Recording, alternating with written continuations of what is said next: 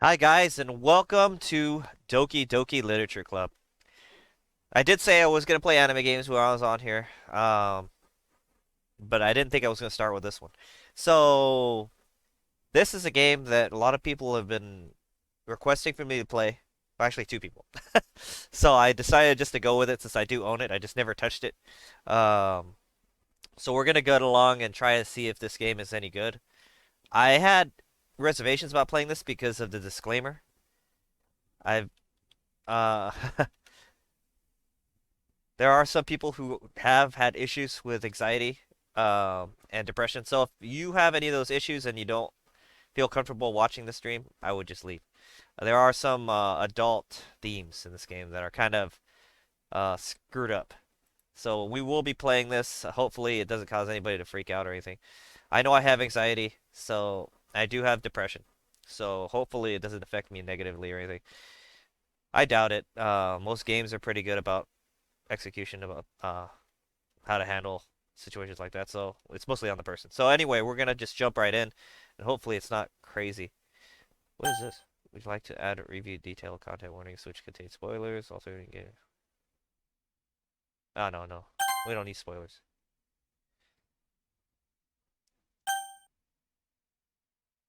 Oh, that's fine.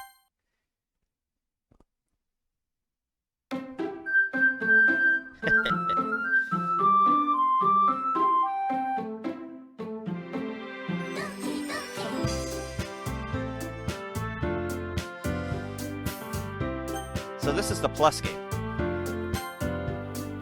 Ooh, I get to type my name in.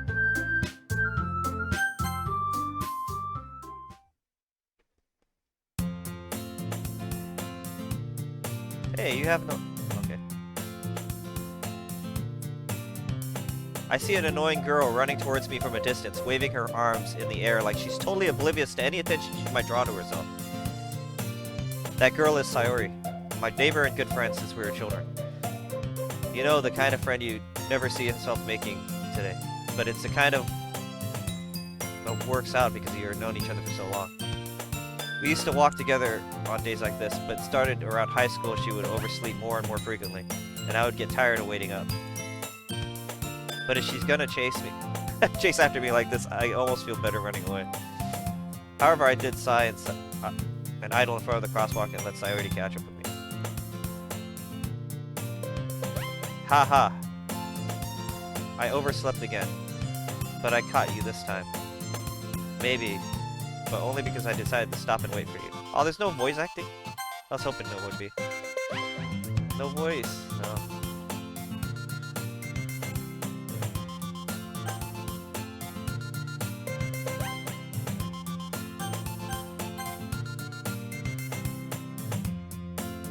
You only say that when you think about ignoring me. That's mean, Steve.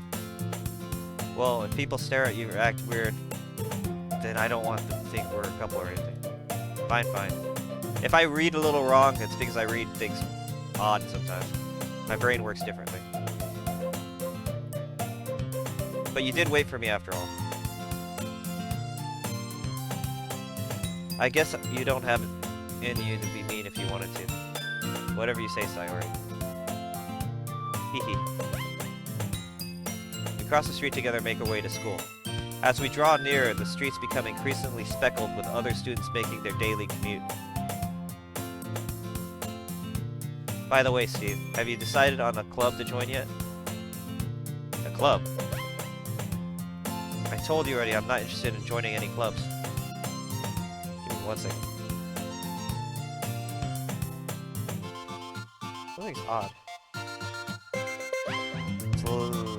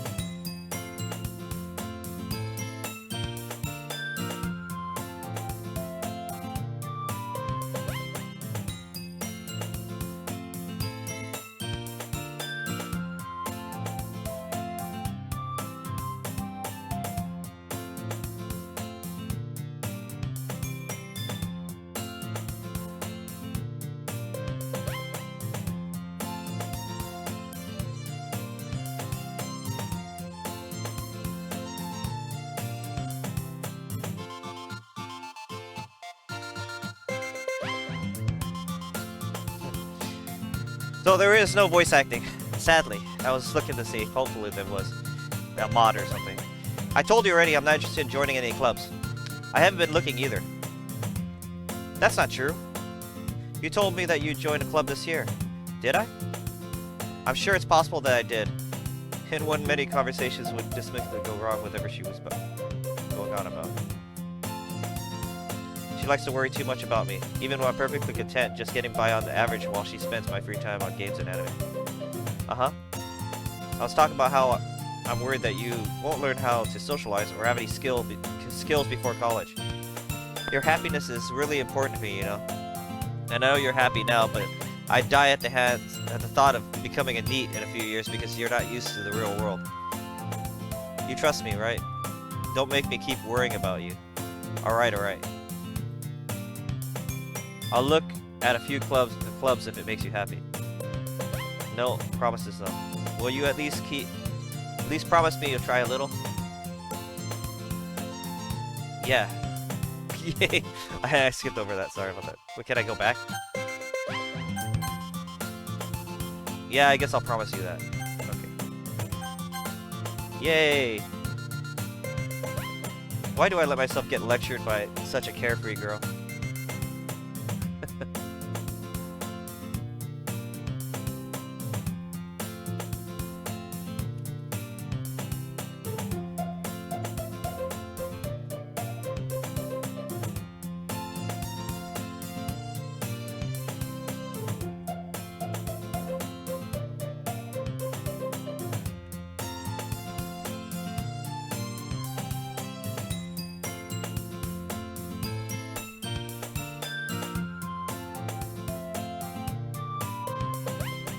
My anxiety's kind of kicking in doing this. Let's see.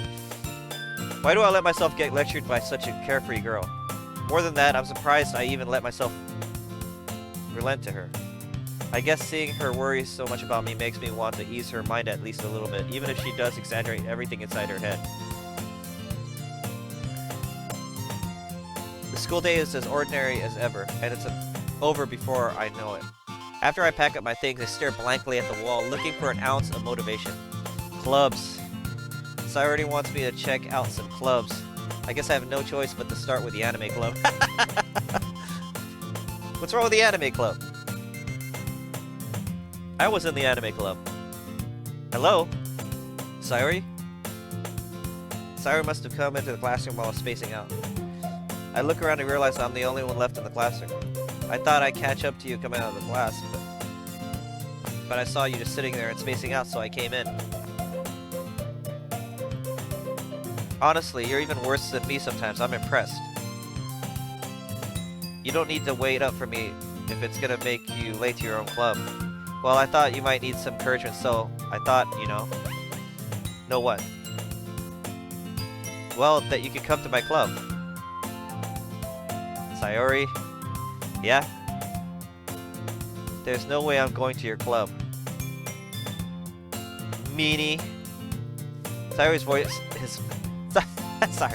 Sayori is vice president of the literature club.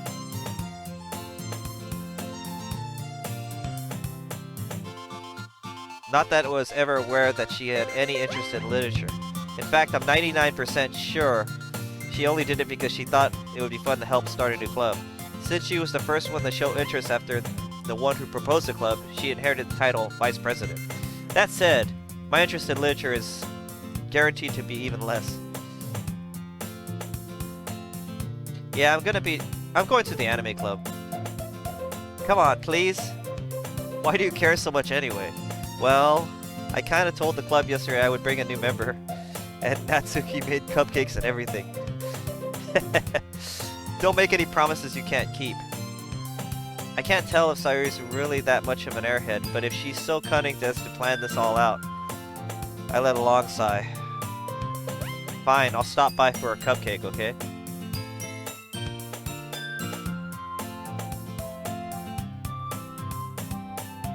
Yay! Let's go! And thus, today marks the day I sold my soul for a cupcake. I dejected... Dejected? That's a word? I'm an English major and I don't recognize that word. Whatever. I was. I dejectedly followed Sayori across the school and upstairs, a section of the school I rarely visit. Sayori, full of energy, swings open to the classroom door.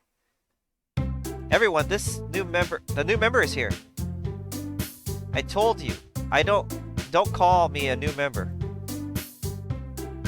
I glance around the room. Welcome to the Literature Club. It's a pleasure meeting you.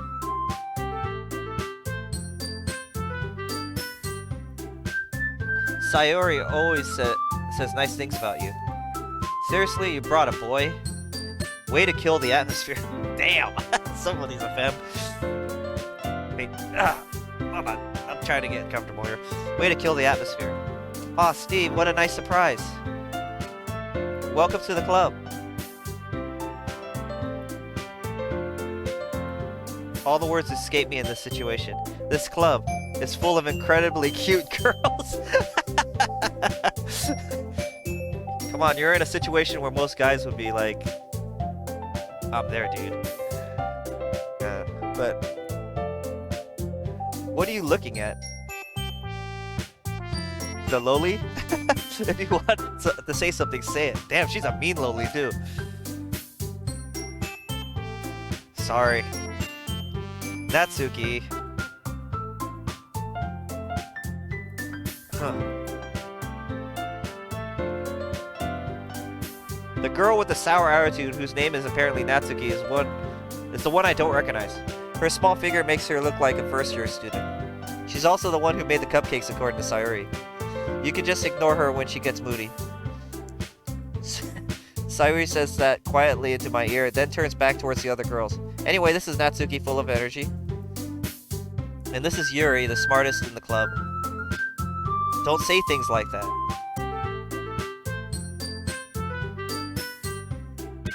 Yuri, who appears comparatively more mature and timid, seems to have a hard time keeping up with the people like Sayori and Natsuki. Ah, well, it's nice to meet both of you. And sounds like you already know Monica. Is that right? Monica? Monica? How do you say that in Japanese? Monica. That's so Western-like. I never heard that name before. That's right. It's great to see you again, Steve. Monica smiles sweetly. We do know each other. Well, we rarely talk, but we were in the same class last year. Monica was probably the most popular girl in class, smart, beautiful, and athletic. Basically completely out of my league. So having her smile at me so genuinely feels a little... You too, Monica. Come on, sit down, Steve. We made room for you at the table so you can sit next to me or Monica. I'll get you the... Oh no, this is gonna be like a choice, isn't it? I'll get the cupcakes. Hey, I made them. I'll get them. Sorry, I got a little too excited. Then how about we make some tea as well? The girls have a few decorations to form a table. As Sayori mentioned, it's widened, so there is one space on Monica and one space next to Sayori. Natsuki and Yuri walk over to the corner of the room where Natsuki grabs a wrapped tray, and Yuri opens the closet. Still feeling awkward, I take a seat next to Sayori. Okay, I don't have to choose. It chooses for me.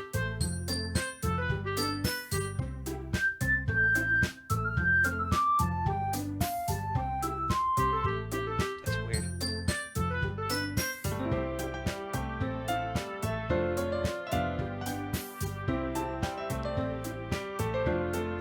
Let me fix this real fast.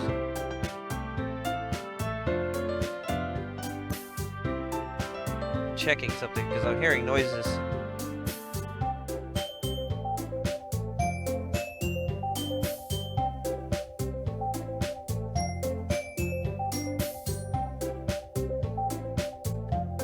Weird, okay. My phone's making noises like as if someone's outside my security camera. Anyway, nobody there. Still feeling awkward, I take a seat next to Sayori. Natsuki proudly marches back to the table, tray in hand. Okay, are you ready? Oh, she smiles like a crazy person. Ta-da! Ooh. Natsuki lifts the foil off the tray to reveal a dozen white fluffy cupcakes decorated to look like little cats. The whiskers are drawn with icing, and little pieces of chocolate were used to make ears. So cute. I had no idea you're gonna be good at baking, Natsuki. Well, you know, just hurry and take one. Sayori grabs one first, then Monika. I follow.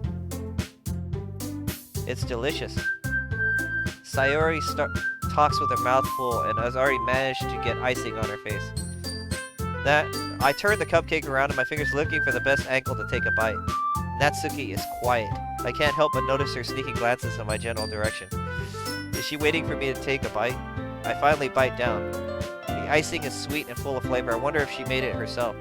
This is really good. Thank you, Natsuki. Why are you thanking me? It's not like I... It's not like I made it for you. Haven't I heard this somewhere before? Made them for you or anything. Oh shit, she's tsundere. Yeah, I thought you technically did. Sayori said, well, maybe. But not for you, you know, dummy. Oh, she said baka probably there. Alright, alright. I give up on Natsuki's weird logic and dismiss the conversation. Yuri returns to the table carrying the tea set. She carefully places a teacup in front of each of us before setting down the teapot next to the cupcake tray. You know, a whole tea set in this classroom? You keep a whole tea set. I can't talk straight. Don't worry, the teachers gave us permission. After all, doesn't a hot cup of tea help you enjoy a good book? I guess. Don't let yourself get intimidated. Yuri's just trying to impress you. That's not. Insulted, Yuri looks away. I mean that, you know, I believe you. Well, tea and reading might not be a pastime for me, but at least I enjoy tea. I'm glad. She probably says, Yokata. Yuri finally smiles to herself in relief. Monika raises an eyebrow, then smiles at me. So, what made you consider the literature club? I was afraid of this question.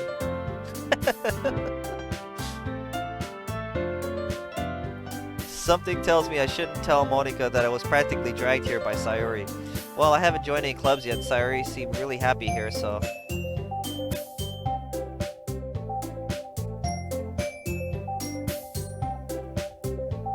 Come on, what's going on? Well, let me click. There we go. That's okay. Don't be embarrassed. Well, we'll make sure you feel right at home, okay? As president of the literature club, it is my duty to make the club fun and exciting for everyone. Oh, she's the president. Okay, I thought it was the purple-haired girl. I'm surprised. How come you decided to start your own club? You probably could be a board member for any of the major clubs. Weren't you the leader of the debate club last year? Well, you know. To be honest, I can't stand all the politics around the major clubs. It feels like nothing but arguing about the budget and publicly and how to prepare for events.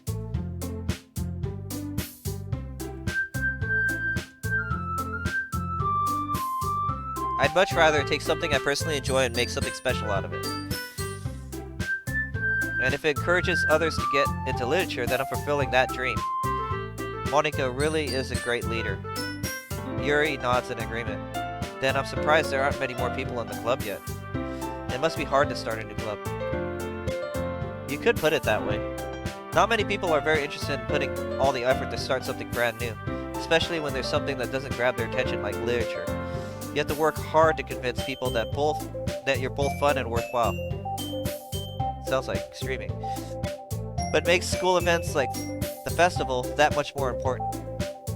I'm confident that we all can all really grow this club before we graduate. Right, everyone?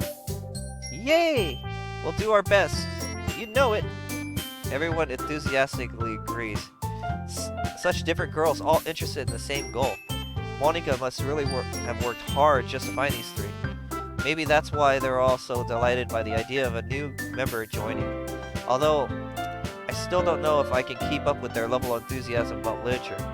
So, Steve, what kind of things do you like to read? Oh no. This is gonna say manga! Considering how little I've read in these past few years, I don't really have a good way of answering that. Manga? I mutter quietly, think to myself, half joking. Natsuki's head suddenly perks up. It looks like she wants to say something but keeps quiet.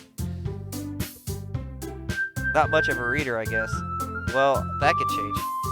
What am I saying? I spoke without thinking after seeing Yuri's sad smile. Anything about you, Yuri?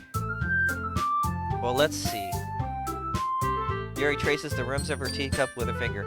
My favorites are usually novels that keep deep and complex fantasy worlds. The level of creativity and craftsmanship behind them is amazing to me. And telling a good story in such a foreign world is equally impressive. Yuri goes on, clearly passionate about her reading. She seems so reserved and timid since the moment I walked in, but it's obvious by the way her eyes light up that she finds her comfort in the world of books, not people. But you know, I like a lot of things. Stories with deep psychological elements usually immerse me as well. Isn't it amazing how a writer can deliberately take advantage of your own lack of imagination to completely throw you through a loop? Anyway, I've been reading a lot of horror lately. Ugh. Oh, I read a lot of... I read a horror book once. I desperately grasped at something I could relate at the minimal level. At this rate, Yuri might as well have a conversation with a rock. Damn. Really, I wouldn't have expected that, Yuri. For someone as gentle as you, I guess you could say that. But if a story makes me think or takes me to another world, then I can't really put it down. Surreal horror is often successful at changing the way you look at the world. It's only for a brief moment. Ugh, I hate horror. Oh, why's that? Well, it's just... Natsuki's eyes dart over me for a split second. Never mind. That's right, usually like to write about cute things, don't you, Natsuki? What? What gives you that idea? You left a piece of scrap paper behind last club meeting. It looked like you were working on a poem called Don't Say It Out Loud. And give me that back. Fine, fine. Your cupcakes, your poems. Everything you do is just as cute as you are.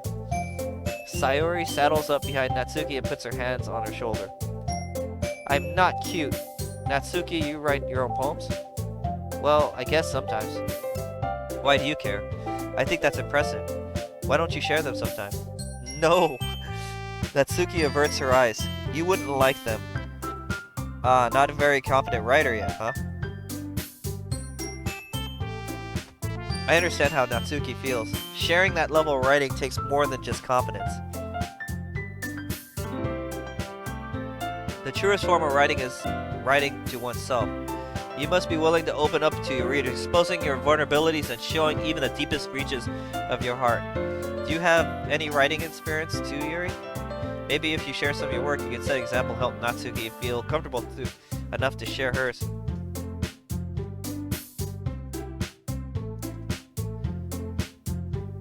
A pause. I guess it's time for Yuri. Ah, I wanted to read everyone's poems. We all sit in silence for a moment. Okay, I have an idea, everyone. Natsuki and Yuri look quizzically at Monika. Let's all go home and write a poem of our own. Then next time we meet, we all share them with each other. Oh no. That way everyone is even. Yeah, let's do it. Plus, now that we have a new member, I think it'll help us get a little more comfortable with each other and strengthen our bond of the club. Isn't that right, Steve? Monika smiles warmly at me once again. Hold on, there's still one problem. And what's that? Now that we're looking back to the original topic of me joining the club, I bluntly come forth to say what's been on my mind the entire time. I never said I would join this club. Sayori may have convinced me to stop by, but I never made any decision. I still have other clubs to look at, and I lose my train of thought. All four girls stare at me with dejected eyes. But I'm sorry, I thought... Steve, you all... I'm defenseless against these girls. How am I supposed to make a clear-headed decision when it's like this? That is if writing poems is the price I need to pay in order to spend some time every day with these beautiful girls. Right. Okay, I've decided then. I'll join this literature club. One by one, the girls' eyes light up. Yes, I'm so happy. Sayori wraps her arms around me, jumping up and down. Hey, you really did scare me for a moment. You if you just came for the cupcakes, I would be super pissed. I'm starting to like Natsuki. Then that makes it official. Welcome to the Literature Club. Thanks, I guess. Okay, everyone. I think with that, we can officially end today's meeting on a good note. Everyone remember tonight's assignment. Write a poem to bring back to the next meeting so we can all share.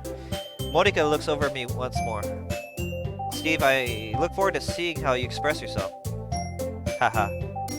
Yeah. Can I really impress the class star Monica with my mediocre writing skills? I already feel the anxiety welling up inside me. Meanwhile, the girls continue to chit-chat as Yuri and Natsuki clean up their food. Hey Steve, since we're already here, do you want to walk home together? That's right, Sayori and I never walk home together anymore because she's always staying after school for clubs. Sure, might as well. Yay!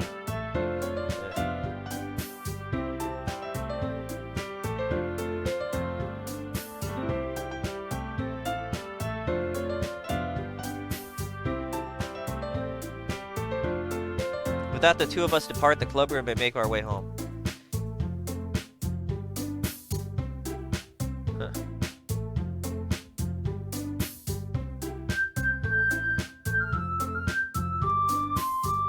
The whole way, my mind wanders back and forth between the four girls, sorry.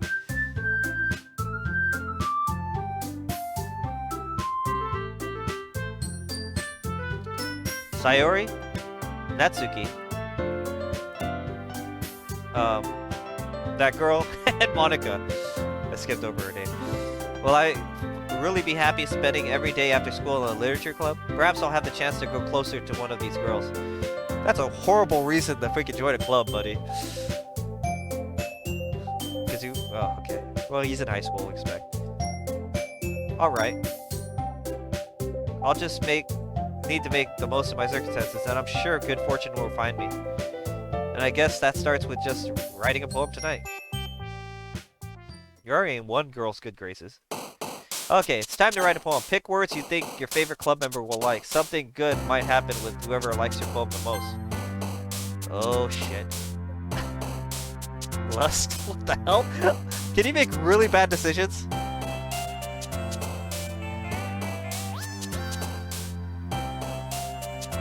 I thought there was 4 girls. Where the hell's what's her name? Oh, whatever. So I get to pick.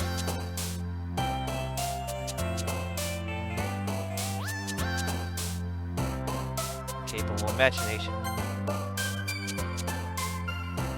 Happiness?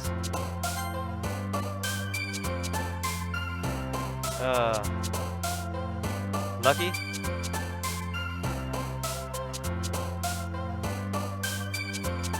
Whisper?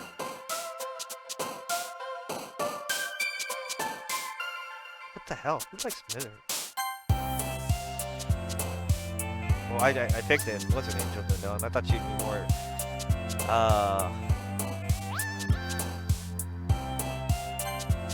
Dude, it's like, what's her name loves all these words. Just picking... Every time I pick her, she jumps up and down. Starscape. Okay, that's her mostly. Desire. Okay. Graveyard. She likes graveyards. Secretive. Vitality. Misfortune. Universe. Marriage. Fickle. Bunny. Okay, yeah, she likes cute things. That's right. Oops. Well, whatever.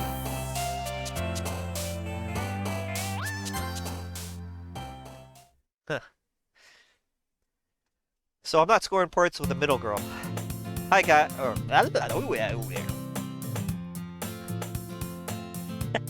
Hi again, Steve.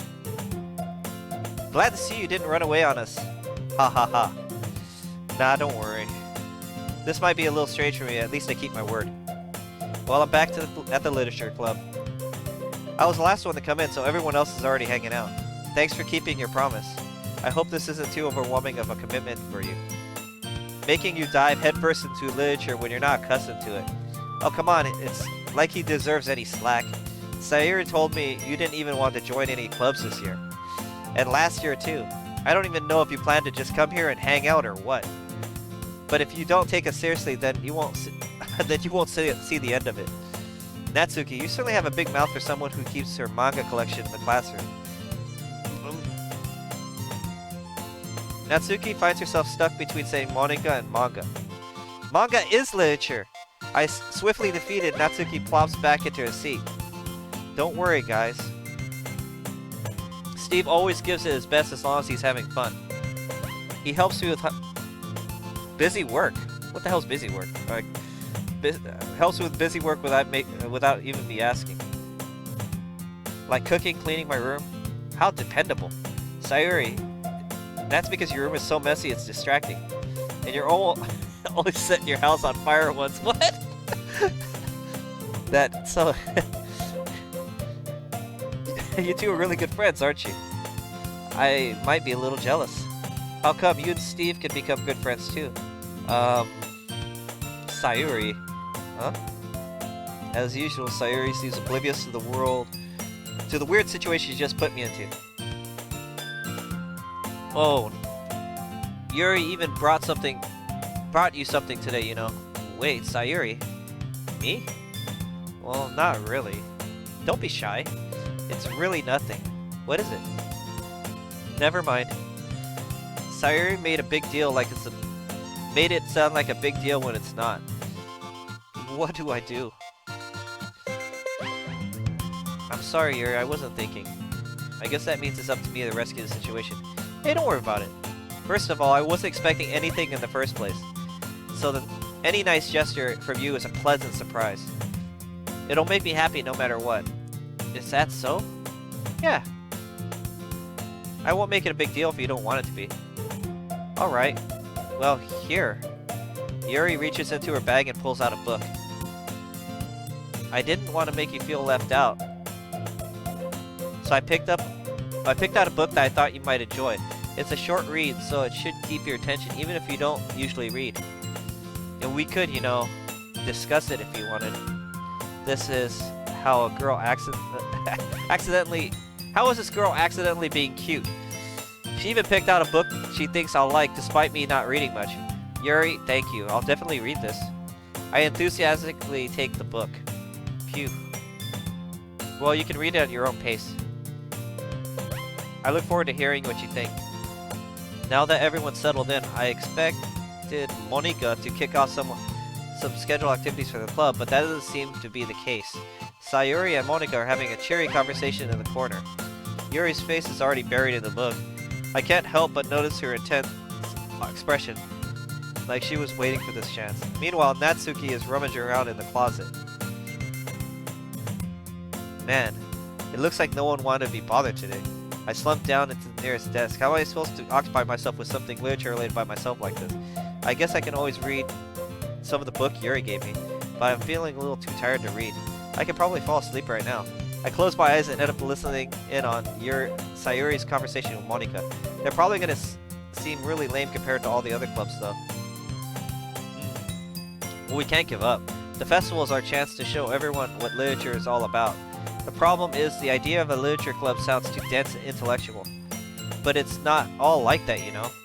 We just need some way of showing that to everyone. Something that speaks to their creative minds. That doesn't solve the problem, though. What do you mean? Even if we come up with the most fun thing ever, no one will come in the first place if it's a literature club.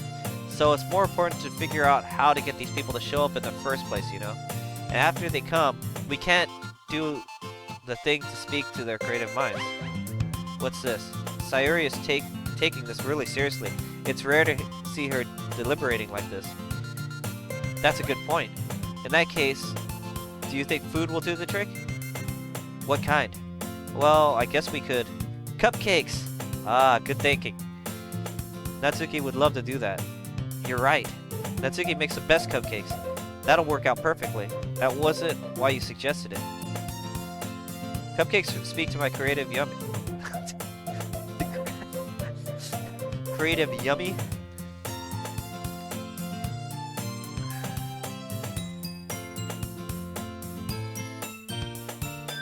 I got the worst stomachache right now.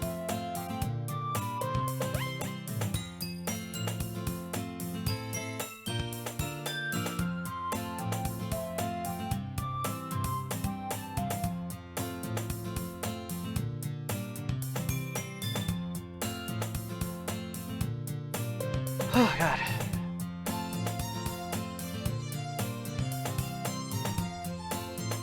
Cupcakes it is, then. I'm hungry.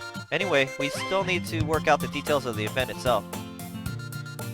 I find myself smiling. In the end, Sayori is still her usual self, but therein lies the unexpected reason I admire her. Unlike me, who has trouble finding any motivation at all, Sayori can put her mind to things and make them come to life. I suppose that's why I ended up letting her get on my case about things. I can't help but wonder what it'd be like to see the world through her eyes. Ooh, you sound like you're in love with her. I open my eyes and find Sayori's face filling my vision. I nearly fall out of my chair. Sorry. Wait, actually, I'm not sorry at all. It's your fault for sleeping like that. This isn't the napping club. Does our school have a napping club? You're staying up late again, aren't you? Now that you're in a club, you're gonna have less time for anime, you know? You need to get used to it. Don't say that so loud. I glance over her shoulder to see if Monica overheard. It's true, though. Yeah, I know. You're always looking out for me, Sayori.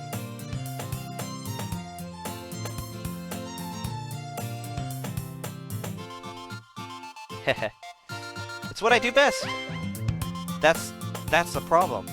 What about you? You look out for me better than you look out for yourself. You're still oversleeping every day, aren't you? Eh? Not every day. That's not very convincing. How many days this past week have you gotten up on time? That's a secret. I knew it. Come on. At least give me the benefit of the doubt. I can't even do that. Look, Sayori, it's written all over you. Eh? She glances about herself. How is it written all over me? You were clearly in a rush this morning. Look at your hair sticking out all around there. I run my fingertips down the side of Sayori's hair, trying to straighten it out. Man, you really gotta brush this. My hair is just really hard to get right. I won't fall for that. There's more than just your hair. Look, your bow isn't even straight either. There's some toothpaste stain on your collar right here. I try to wipe off the stain with my fingers, but nobody would ever notice that. Of course they would. Nobody's gonna tell you about it because they don't want to embarrass you. Fortunately, I don't really care about that. Damn! Freaking A! You meanie. And you don't even keep your blazer buttoned up. Seriously, Sayori. Why do you think you're... Oh, that's fucked up to say. Why do you think you don't even have a boyfriend yet? Eh? That's super mean. Sorry, but you'll thank me later. I start to button her blazer from the bottom. Once you see how better it looks, you'll change your mind. That's a little personal in Japanese culture. This is so funny. What is? Well, I was just thinking how weird it is to have a friend who does these kind of things. Eh? Don't say that. You'll make me feel weird about it, stupid. It's okay though.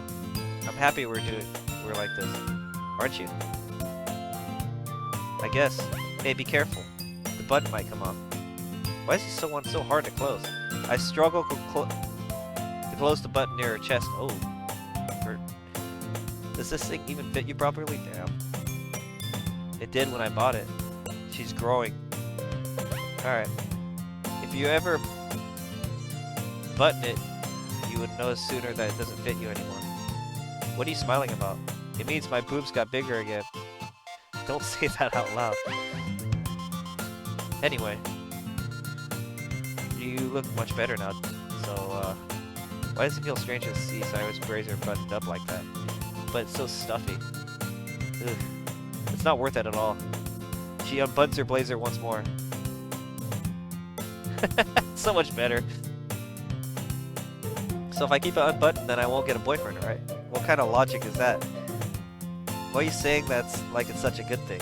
Because if I had a boyfriend, then he wouldn't let you do things like this. And you take care of me better than anyone else would anyway. That's why I keep it unbuttoned. Stop saying these embarrassing things. Eh? I didn't say anything embarrassing. Jeez, well anyway, let's just focus on trying to wake up a little earlier. Only if you focus on going to bed earlier. Fine, fine. It's a deal. I guess we really are better at taking care of each other than we are at taking care of ourselves. Yeah, I guess so, huh? So maybe you should come wake me up in the morning. You're doing it again, Sayori. Ah, but I was joking that time. It's possible to tell with you sometimes. Okay, everyone. Monica suddenly calls out. Why don't we share the poems we wrote now?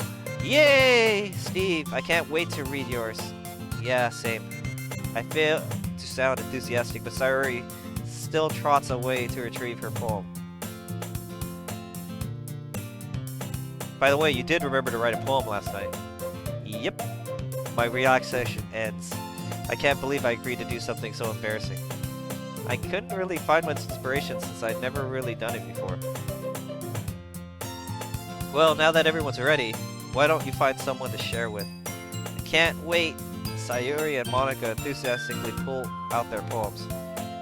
Sayori's is on a wrinkled sheet of loose leaf torn from a spiral notebook. On the other hand, Monica wrote hers in a composition notebook. I can already see Monica's pristine handwriting from where I sit. Natsuki and Yuri reluctantly comply as well, reaching into their bags. I do the same myself. Who should I show my poem to first? There. Nice music.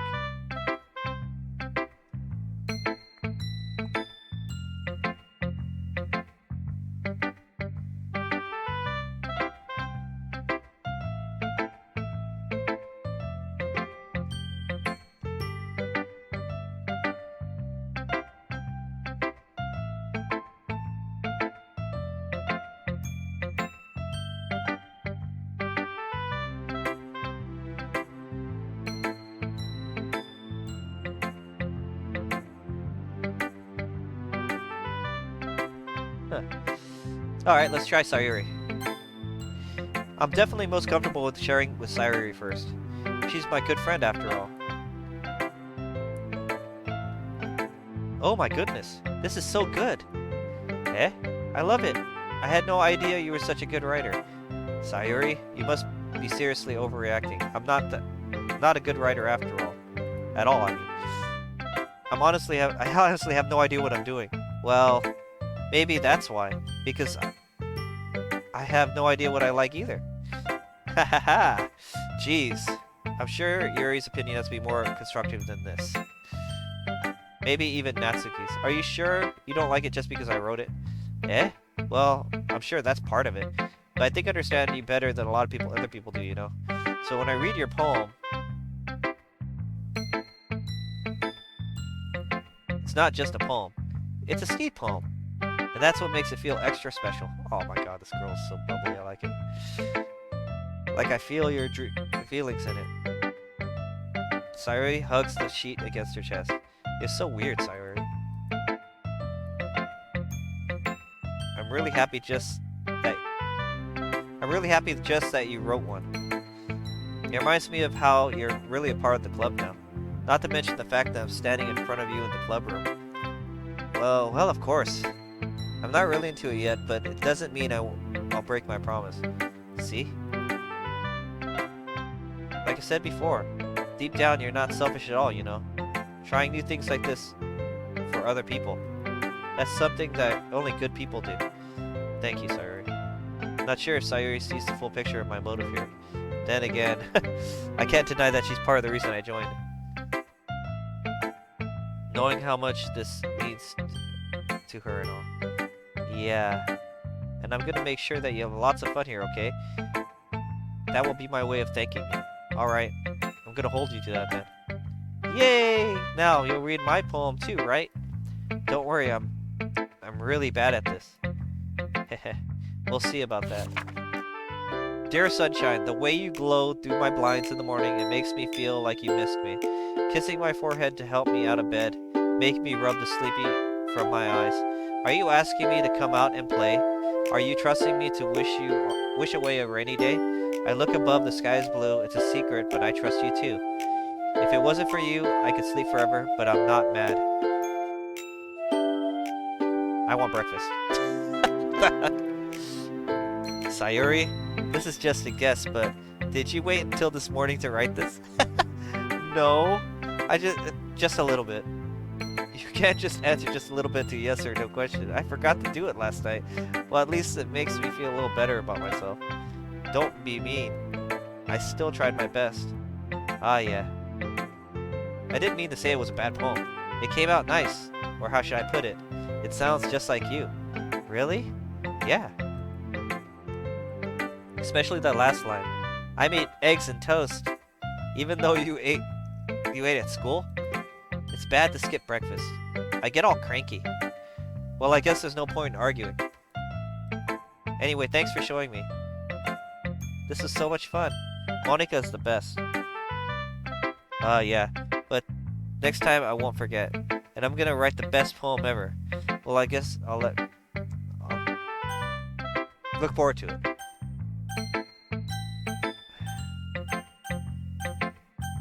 Yuri's not gonna like anything I throw at her.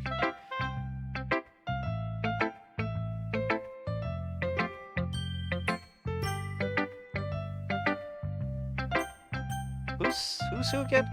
Natsuki's the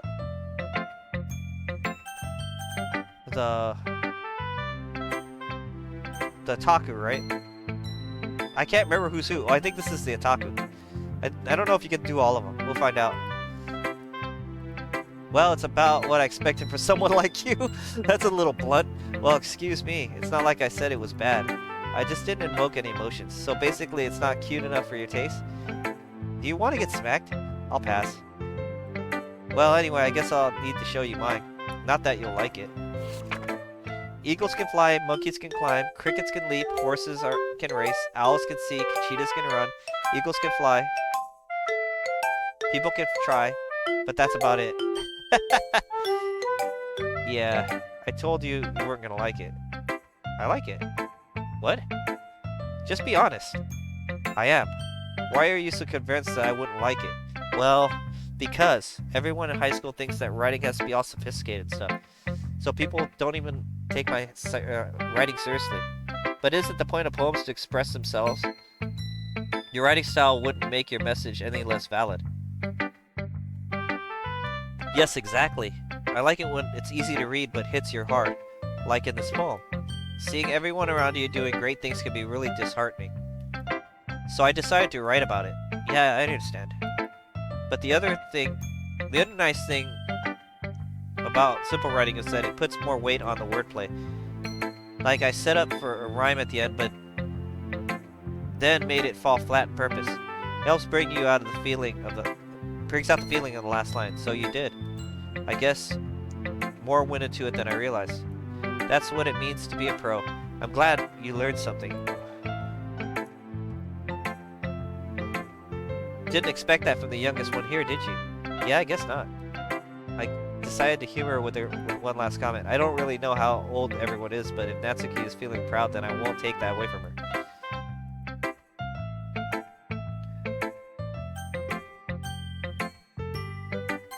I don't know. Monica. Hey, Steve. Having a good time so far? Oh, yeah. Good to hear it. By the way, since you're new and everything, if you're having any suggestions for the club, like new activities or things we could do better, I'm always listening. Don't be afraid to bring things up, okay? Alright, I'll keep that in mind. Of course, I'll be afraid to bring things up. It's much better to going with the flow until I'm more settled in. Anyway, I want to share your poem with me? It's kind of embarrassing, but I guess I have to. Haha, don't worry, Steve. We're all a little embarrassed today, you know. But it's that sort of barrier that we all learn to get past soon. Yeah, that's true. I hand Monica my poem. I like this one. It makes me think of something Sayori would like. Is that so? You and Sayori are really good friends, right? I wouldn't be surprised if you had those sort of things in common. Oh well. You may be good friends, but Sayori are actually really different. Well, that may be the case, but maybe there are also similarities that you wouldn't expect. The way she talks about you. Sounds like you two are really care about each other's well-being. Even if you show it in different ways, it ends up being more similar than you'd think. So I think that's the kind of vibe I get when I read your poem. Hmm. You sure you're not reading into too much? I could be. Oh gosh, I sound like Yuri. But in any case, Sayori's writing has kind of a gentle feel to it. I can tell that she likes exploring with emotions, like happiness and sadness. Who knew that sometimes so happy... Wait, who knew that someone so happy would enjoy sad things too? Yeah, that's totally unexpected. Well, to each their own. And you shouldn't be afraid to experiment a little either. I'm sure I'll end up trying different things a lot.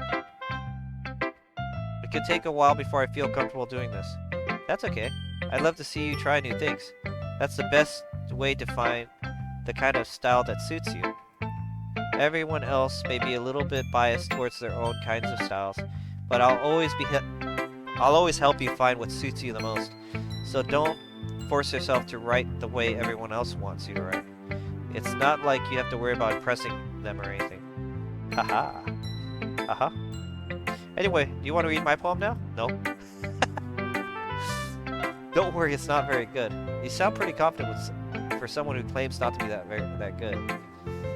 Well, that's because I sound confident. Doesn't mean I always feel that way, you know? I see.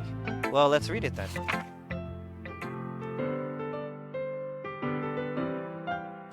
Hole in the wall.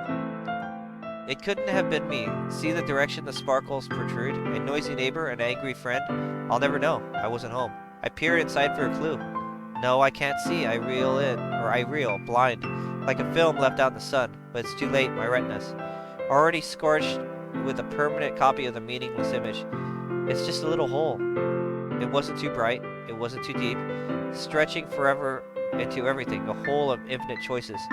I realize now that I wasn't looking in, I was looking out. And he on the other side was looking in. Huh. So what do you think? It's very freeform, that's what if you'd like to call it that. Sorry, I'm not the right person to ask for feedback. It's okay. That kind of style has gotten pretty popular nowadays. That is, a lot of poems have been putting out emphasis on timing between words and lines. When performed out loud, it can be very powerful. What was the inspiration behind this one? Well, I'm not sure how to put it. I guess you could say I had some kind of epiphany recently. It's been influencing my poems a bit. An epiphany? Yeah, something like that. I'm kind of nervous when people talk about deep stuff like that, because it's kind of coming on strongly. Maybe after everyone is better friends with each other. Anyway, here's Monica's writing tip of the day. Sometimes you're writing a poem or a story, your brain gets too fixated on a specific point. If you try too hard to make it perfect, you'll never make any progress. Just force yourself to get something down on paper and tidy it up later. Revising, yeah, with your mind. Anyway, another way to think about it is like this. If you keep your pen in the same spot for too long, you'll just get a big dark puddle of ink. So you want to move your hand and go with the flow. That's my advice for today. Thanks for listening.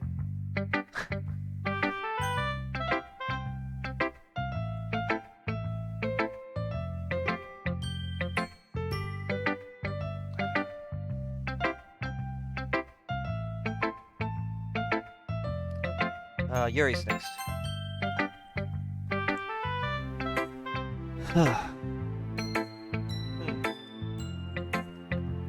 Yuri stares at the poem. A minute passed, more than enough time for her to finish reading. Oh.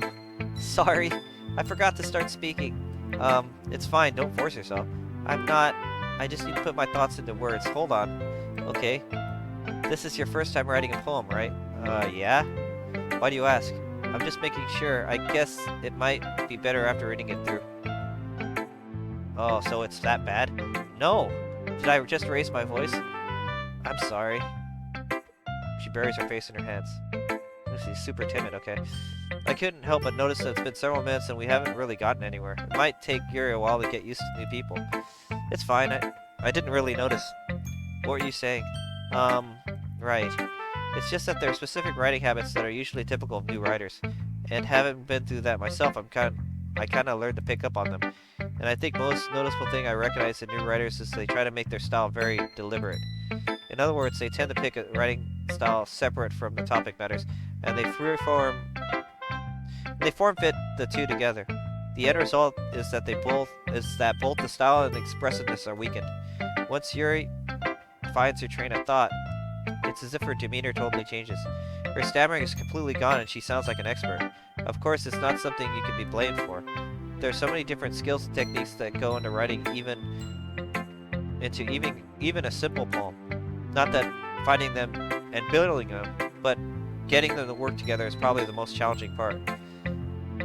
Everything that you... Oh god, I'm sorry. It might even take you some time, but it all comes with practice and learning by example and trying new things. I also hope that everyone in the club gives you valuable feedback. Natsuki can be a little biased though. Biased? How? Well, never mind. I shouldn't be talking about people like that. Sorry. It's fine. I'm sure Yuri's apologizing to herself.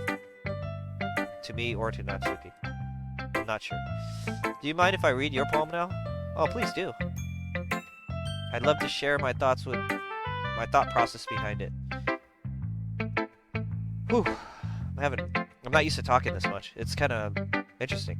Yuri smiles dreamingly, as if it's a rare opportunity for her, which is kind of funny. After all, isn't this supposed to be a literature club? Ghost under the light. The tendrils of my hair illuminate beneath the amber glow, bathing. It must be this one. The last remaining streetlight to have withstood the test of time. The last yet to be replaced by some sickening blue-green hue of the future. I bathe,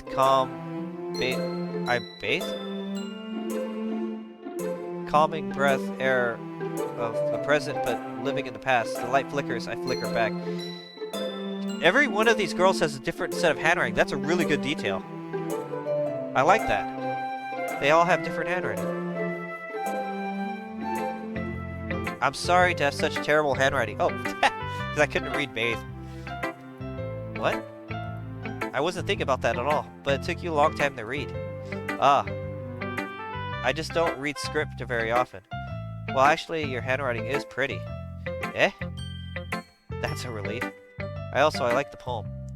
Even though it's short, it's really descriptive. It wasn't too short. I usually write longer poems. Oh, not at all. Oh, I'm glad you liked it. I'll be honest. Since our first time sharing, I wanted to write something a little more mild. Something easy to digest, I suppose. Are you into ghosts, Yuri? Uh-huh. Actually, the story isn't about ghosts at all, Steve. Really? I must have totally missed the point. Well, I suppose you did only glance over it after all. But remember that poets often express their own thoughts, feelings, and experiences in their work. They usually do more than tell a simple story or paint a picture. In this case, the subject of the poem is only being symbolically compared to a ghost, lingering in her last place of comfort, unable to let go of the past, and soon will be left with nothing. That's a lot more solemn putting it that way. I hadn't even thought about that. That's impressive. It's nothing, really. Well, it makes me happy that you think that. Just remember that it won't be long before you pick up on these things too. Yeah, maybe you're right. I guess I'll have to keep trying. I'm counting on you. Phew. I guess that's everyone. I glance around the room. It's a little more stressful than I anticipated. It's as if everyone is judging me for my mediocre writing abilities. We used to do this in college a lot.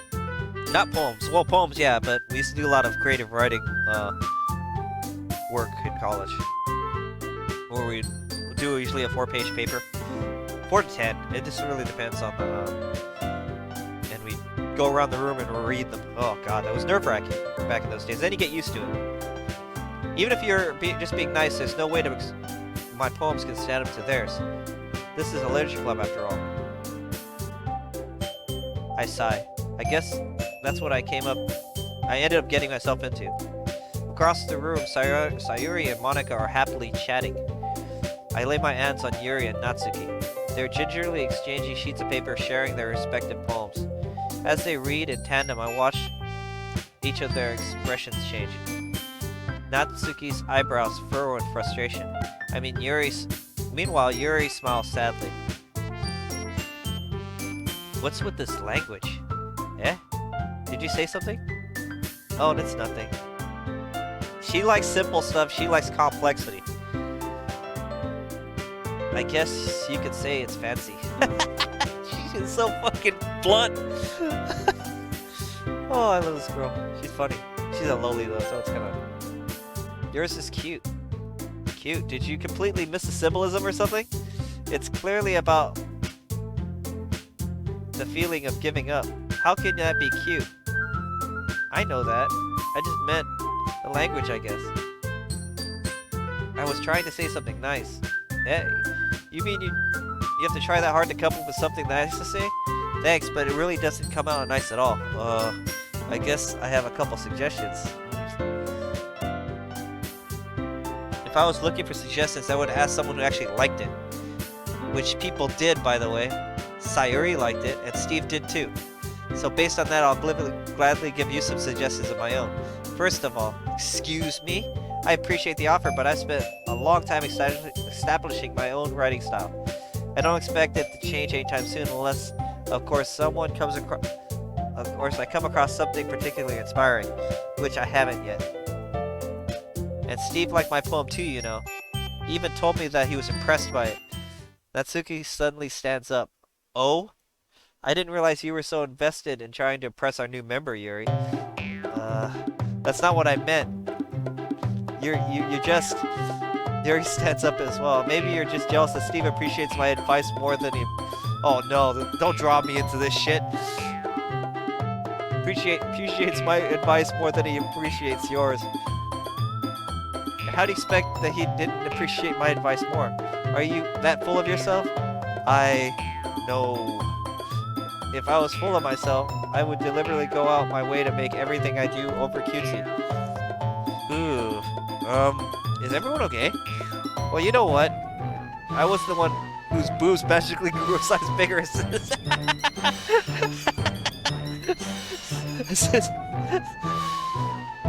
She's getting into the whole, like... She's going for the below the belt here. Attacking insecurities. Natsuki. Natsuki, that's a little... This doesn't involve you. I don't like fighting, guys. Suddenly, both girls turn to me. Oh no, as if they just noticed I was standing there. Steve, she's just trying to make me look bad. That's not true. She started it. If she could ever get over herself and learn to appreciate that simple writing is more effective, then this wouldn't happen in the first place. What's the point in making your poems all convoluted for no reason? I mean...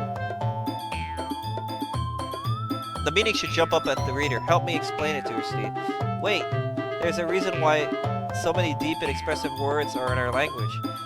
It's the only way to convey complex feelings and meaning in the most efficient way. Oh, whatever. Avoiding them is not only unnecessary and limiting yourself, but it's also a waste. You understand that too, right, Steve? Well, how did I get dragged into this mess in the first place? It's not like I know anything about writing, but whoever I agree with will probably think more highly of me. Oh, come on, dude.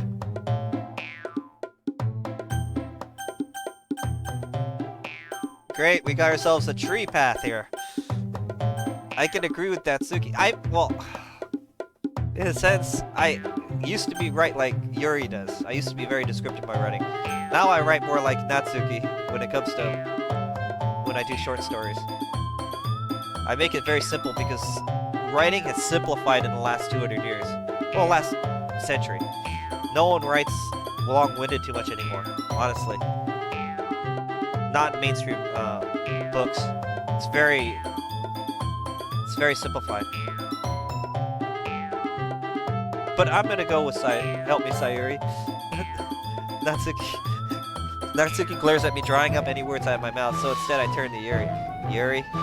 But Yuri's expression is so defenseless I can't bring myself to say anything to her. Sayori? Eh? Yeah. Everyone's fighting is making Sayori uncomfortable.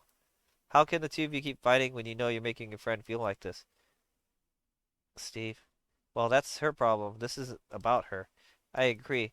It's unfair for others to inject their feelings into our conflict. Yeah, unless Sayori wants to tell Yuri that what a stuck-up jerk she's being. She would never. It's your immaturity that has made her upset in the first place. Excuse me? Are you even listening to yourself? This is exactly why no one likes you. Stop. Natsuki, Yuri, you guys are my friends. I just want everyone to get along and be happy. My friends are wonderful people, and I love them because of their differences. Natsuki's poems, they're amazing because they give you so many feelings with just a few words. See, this is why I wish there was a fourth option like this. Everybody has their own writing style. So why couldn't I inject with that? And Yuri's poems are amazing because the beautiful pictures in your head. Everyone's so talented. Why are we fighting? Because, well, also, Natsuki's cute when there's nothing wrong, and there's nothing wrong with that. And Yuri's boobs are the same as they always were. Big and beautiful. Goddamn, Sayori, you lesbian. Do chicks actually say that about each other? I guess they do. That's pretty personal, that's why, especially in that culture. Sayori stands up triumphantly. Monika stands up behind her with a bewildered expression. I'll make some tea. Yuri rushes off. Natsuki sits down with a blank expression on her face, staring at nothing. So that's why Sayori is vice president. I whisper to Monika. She nods in return. To be honest, I might cut off as a good leader, but I can't organize, and I can organize things. But I'm not very good with people. I couldn't even bring myself to interject. As president, that's kind of embarrassing for me. Nah, it's not like I can blame you. I wasn't able to say anything either. Well, I guess that means Sayori is amazing in her own way, isn't she? You could say that. She might be an airhead sometimes, but it's weirdly suspicious that she knows exactly what she's doing. I see. Take good care of her, okay? I would hate to see her get herself hurt. That makes two of us. You can count on me.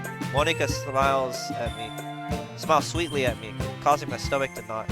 Such a genuine person doesn't make a good president regardless of what she says. Or does make a good president regardless of what she says. If only I can get a chance to talk to her a little more. Ooh, somebody has a crush. Okay, everyone. It's just about time for us to leave.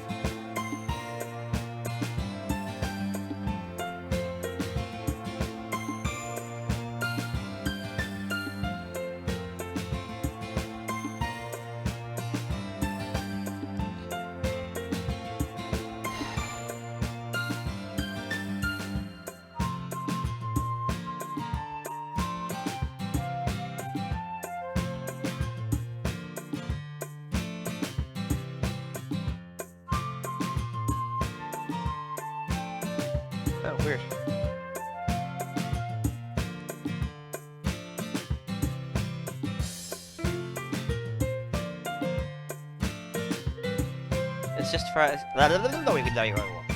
It's just about time for us to leave. How did you all feel about sharing your poems? It was a lot of fun.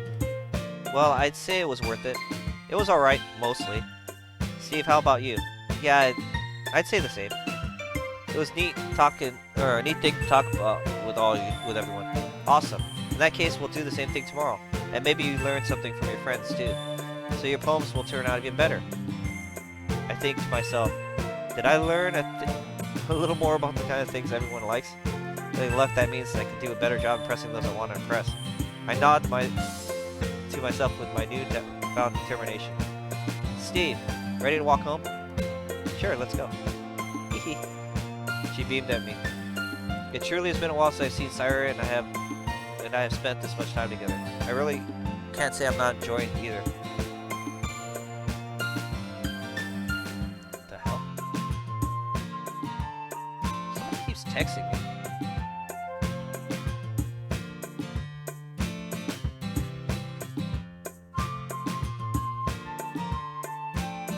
So they're sending car insurance ads through text messages now?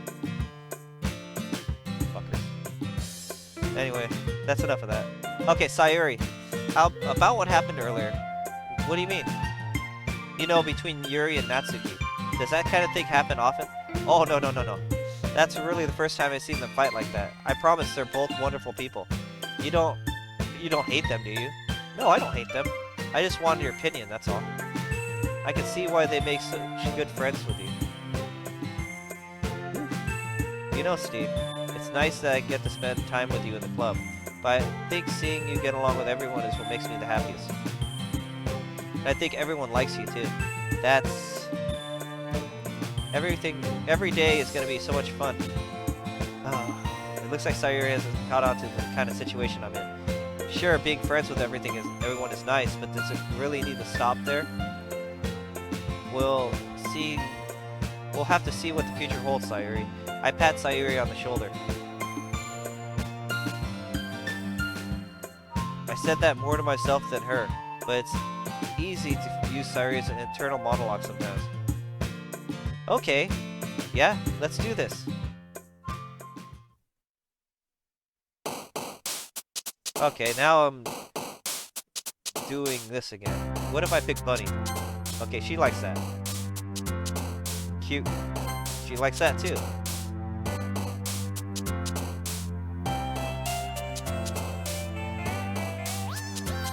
No, she likes Squirrel. Who the fuck likes these really horrible things like disown, infallible, wrath?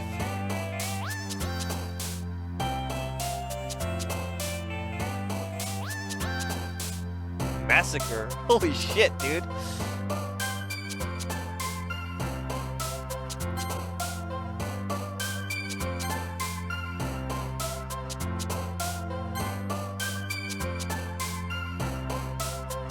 Lust? Who the hell likes lust? Doki Doki? What does Doki Doki mean in Japanese? I can't... Here? No. I don't know. I actually never really questioned it before. I don't think it really means anything in a direct translation way. Oh, puppy. Passion. Kitty!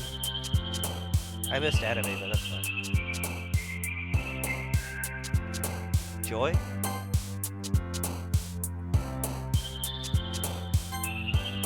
Color?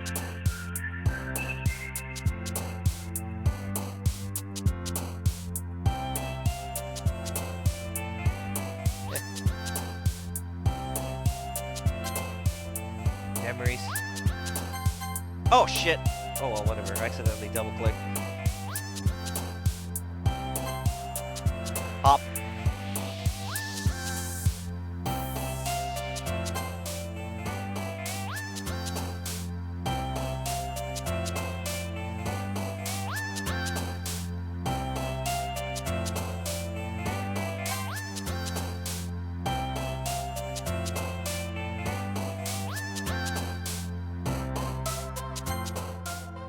Marshmallow! I like marshmallows. They're fluffy. Another day passes and it's time for the club meeting yet again. I've gotten a little more comfortable here over the past couple days. Entering the club room, the usual scene greets me. Hi, Steve. Yo, Sayori. Looks like you're in a good mood today. I'm just not used to you being in the club, that's all. I see. It's a pretty simple thing to get you in a good mood. I guess it's always the simple things with you anyway. Speaking of which, I'm kinda hungry. Will you come with me to buy a snack? No thanks. Eh? That's not like you at all. I have my reasons. Why don't we take a look Why don't we take a look at your purse? She's gonna use them to buy more food. Why that all of a sudden? No reason really. I just want to look at it. Sayori nervously retrieves her coin purse. She fumbles with the latch and gets it open. Then she turns it upside down and lets its contents spill onto the desk. Only 2 small coins fall out. I knew it. I can see right through you, Sayori. That's not fair. How do you even know? It's simple. If you had enough money in the first place, you have bought a snack before coming into the club room. So either you're not hungry and you wanted to make an excuse to take a walk, or you're planning on conveniently forgetting that you spent all your money so that I can lend you some. But there's one more thing, you're always hungry. And so, that only leaves one option. I give up. Don't make me feel guilty. If you feel guilty, that's means you deserve to feel guilty. Aha! Yuri suddenly giggles. Eh? I didn't even notice that she was listening in. Her face is in a book, as always. Ah, I wasn't listening or anything. It's just something in my book. Yuri, tell Steve to let me borrow some money. That's, don't get me involved like that, Sayori. Besides, you should only buy what you can responsibly afford. And frankly, after putting a mischievous little stunt like that, your suffering is fair enough retribution. I didn't mean it like that. I got too absorbed into my book. I really like when you speak your mind, Yuri. It doesn't have much, but it's a fun side to you.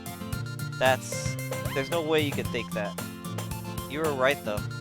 I did do something bad, now I have to accept the revolution. What the hell? Consequences? Retribution, okay. That. Still coming for you, Sayori. I guess there's a little devil inside all of us, isn't there? Don't let her fool you. Sayori knows exactly what she's doing. After all, she told you guys she was bringing me to the club before she even told me. But you wouldn't have come if I said there weren't for the cupcakes. Decided to trick Natsuki into making them.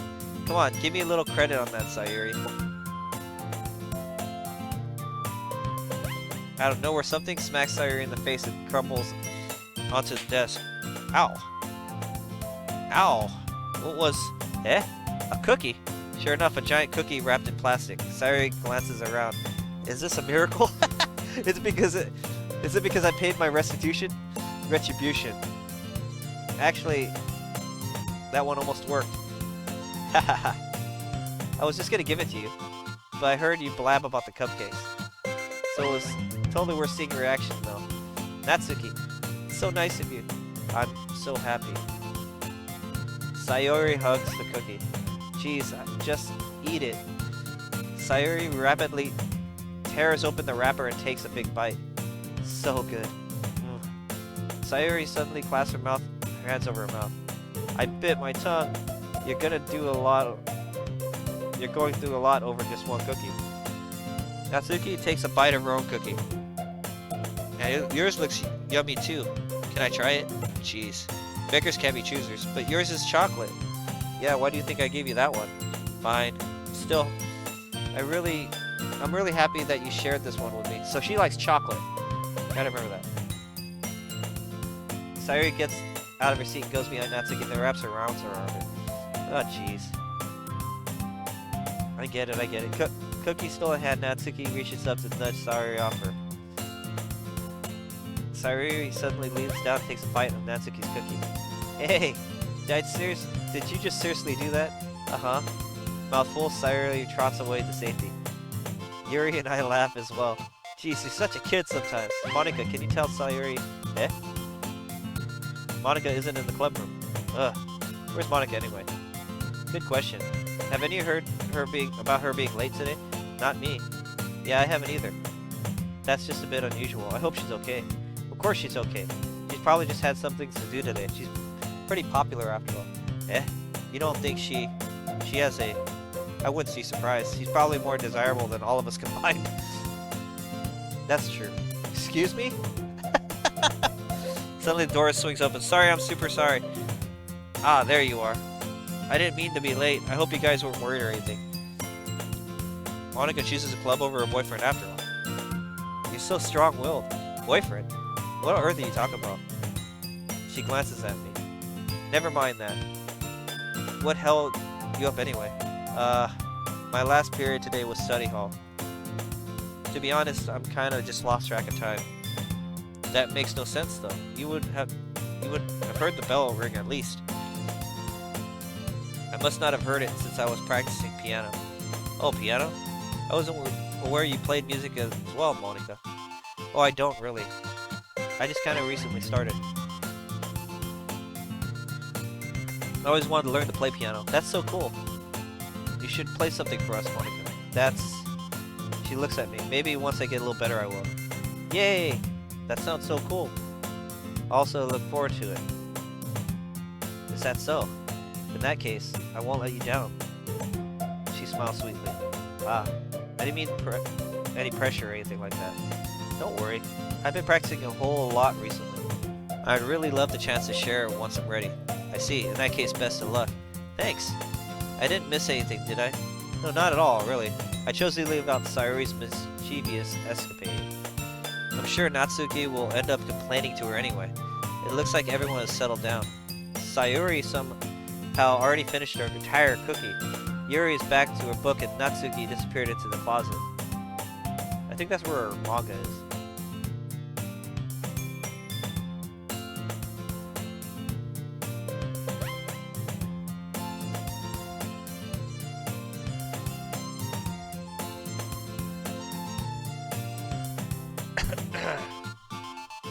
Steve, Sayori suddenly comes up to me. I'm gonna go get some supplies from another classroom. Wanna come with me? Supplies? What for? Well, you know, the festival's coming up, right? Me and Monica are gonna make some posters and stuff. So I need to find some crayons, markers, and glue sticks. Oh, I see. Sure, I'll go with you. Yay! Okay, Monica, we'll be back soon. Are you going with Steve to get supplies? There's no need to trouble yourself. I'd be happy to go with him. Ah, but I wanted to go. It's so much fun exploring empty classrooms and stuff. Okay. It was just a suggestion. See if you can find some poster paper, okay? Okay. Ready? Yep, let's go.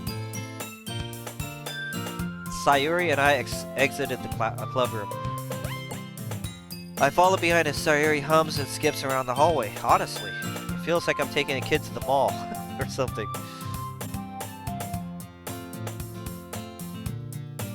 She finds a pleasure in the simplest things sometimes.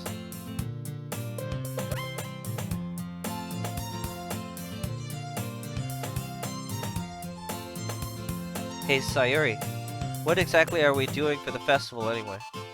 What the heck is going on?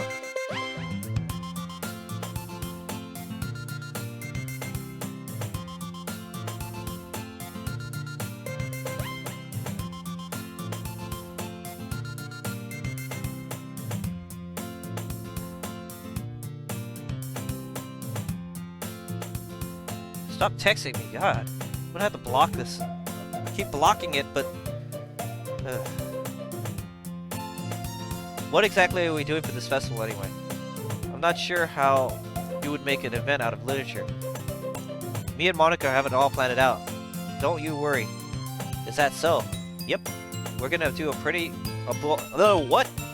We're gonna do a poetry performance? Poetry readings are hard to do in high school.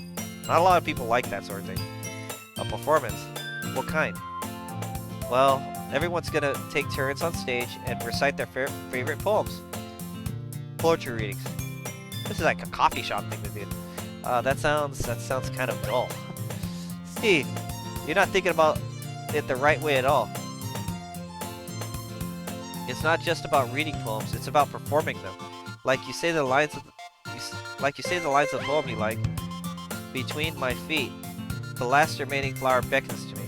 I twist the stem, freeing it from its clinging roots, caressing the final joyous moments between my fingers.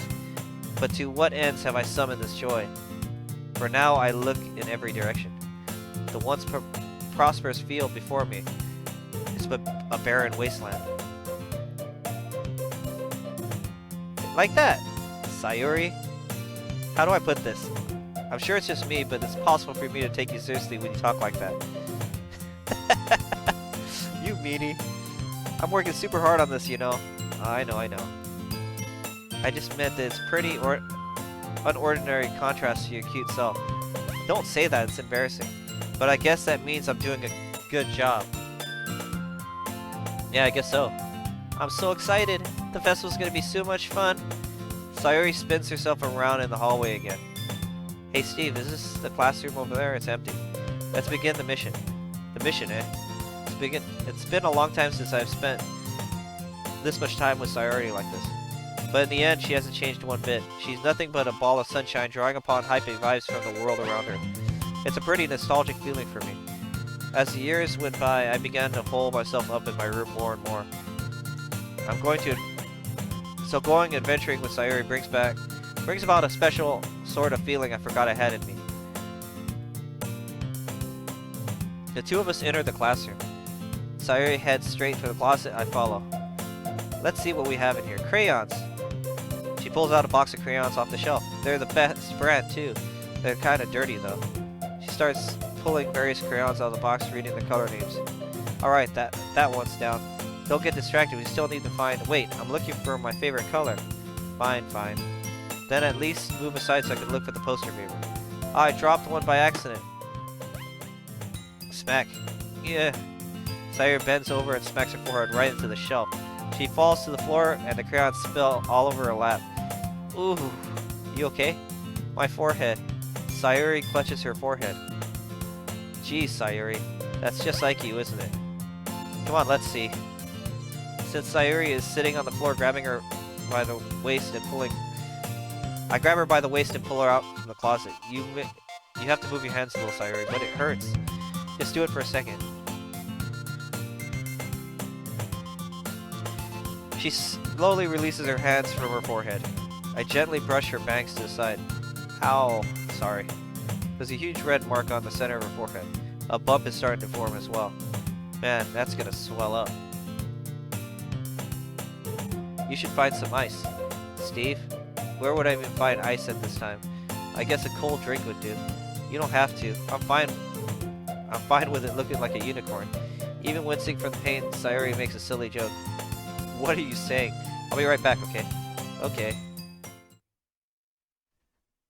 I pat her on the shoulder and run out into the hallway. I locate the nearest vending machine. What should I get? It doesn't really matter since it'll be used as ice pack rather than a drink. But I know Sayori likes apple juice, so I purchased that one. In just a moment, I'm already running to the classroom where I left her. She has one palm on her forehead and using the other one to clumsily scoop the crayons back into the box. At least they were already in the wrong spot before I spilled them. Here we go. I handed Sayori a bottle of apple juice. It's nice and cold. She opens the cap and starts drinking from it. What are you doing? It's for your forehead, idiot. Sorry, I forgot. How hard did you hit your head? She places the bottle against the bump on her forehead. It stings. Just bear with it, it'll feel better soon. Looks like you cleaned up most of the crayons. That's great. Hey, it kind of reminds me of growing up, doesn't it? What do you mean? You know how we used to play outside all the time? I would always try to keep up with you. You were kind of oblivious in some ways. Like, I usually fell behind or I had trouble climbing on the things you did, but sometimes when I tried to do things I couldn't, I would get myself hurt. I'd fall and scrape myself or get a bump, and I would start crying really hard. And you would rush over as quick as you could, and you would try to get me to stop crying. It was almost like you blamed yourself and were afraid of getting in trouble if someone found out, even though it was really not your fault, you know? I really did that? Yeah, you don't remember? Come to think of it, maybe I do remember a bit. I guess I was always so focused on my games that I didn't really pay much attention to you. In a way, it was all my fault. I kind of this time too. If I wasn't rushing you out of the closet, you probably wouldn't have hit your head. I don't think you realize it, but you're always thinking about other people. Even after all these years. You're rushing to help me, even though I'm just being clumsy. You're really a sweetheart. Don't call me that. I don't really do this kind of thing all the time. I guess when it comes to you, I just feels normal. Or natural. Before I even know it, I'm treating you like that. I guess that's what happens when you've been friends for so long. Really? Maybe you're right. I'm so glad that nothing's changed between us. You think it'll be like this forever? Forever? If I'm honest with myself, there's no telling where we'll end up for college or that. So it would be fair for me to make any promises. But, well, I hope so. It's been this long already, right? I can't imagine you ever changing, so my hopes are up. I'm so happy. She has a whimsical expression in her eyes. We remain silent for a moment. She's silly and clumsy on the outside. When I see her in deep in thought like this, it makes me not want to disturb her. I guess we should get back. I don't want to worry Monica, you know. Good luck with that. She's gonna see her forehead either way. Not if I hide her underneath my bangs. Hops to her feet. Haha. She clutches her forehead again. Don't stand up so fast after hurting yourself. Ooh, I guess it's too late now. Anyway, let's go.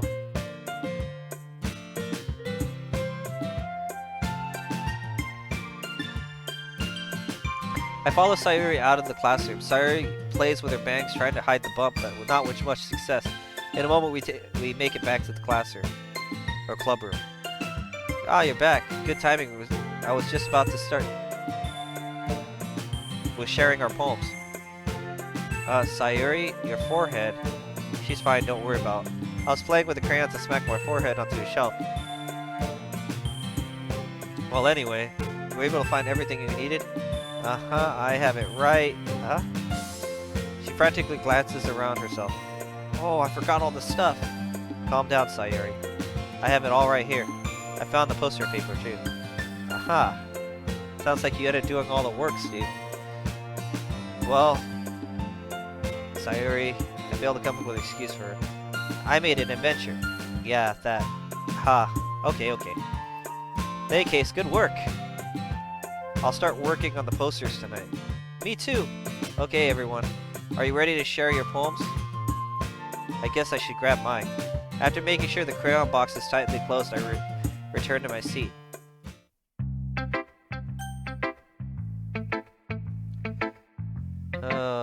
This time I think I actually did a decent job with, I think it's Natsuki. So let's try her. She reads my poem. She keeps glancing at me, then back to the poem. By now she must have read it more than once. Aren't you supposed to be bad at this? Is that a compliment? No, I mean, you know, Natsuki... Nat struggles to find the words she wants. I just expected a lot less after what you showed me yesterday. That's all. Well, I guess I'm lucky with this one. Yeah, exactly. You just got lucky, you know? Don't get used to it. You will always manage to write poems this cute, I mean, well written. I mean, that's how it is. My poem is cute. Oh no, what are you smiling at? It's not like I like cute things. She shoves the poem back towards me. Reading again, I decided that's not as great, not that so great after all.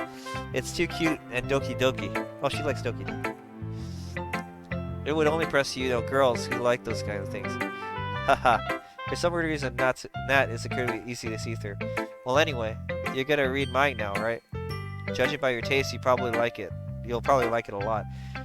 You'll probably learn something too. Don't forget who the real pro is. Amy likes spiders. You know what I heard about Amy? She likes spiders. Icky, wriggly, hairy, ugly spiders. That's why I'm not friends with her. Amy has a cute singing voice. I heard her singing my favorite love song. Every time she sang the chorus, my heart would pound to the rhythm of the words, but she likes spiders. That's why I'm not friends with her. One time I hurt my leg really bad. Amy helped me up and took me to the nurse. I tried not to let her touch me. She likes spiders. Wait, what? So her hands are probably gross. That's why I'm not friends with her. Amy has lots of friends. I always see her talking to people. She probably talks about spiders.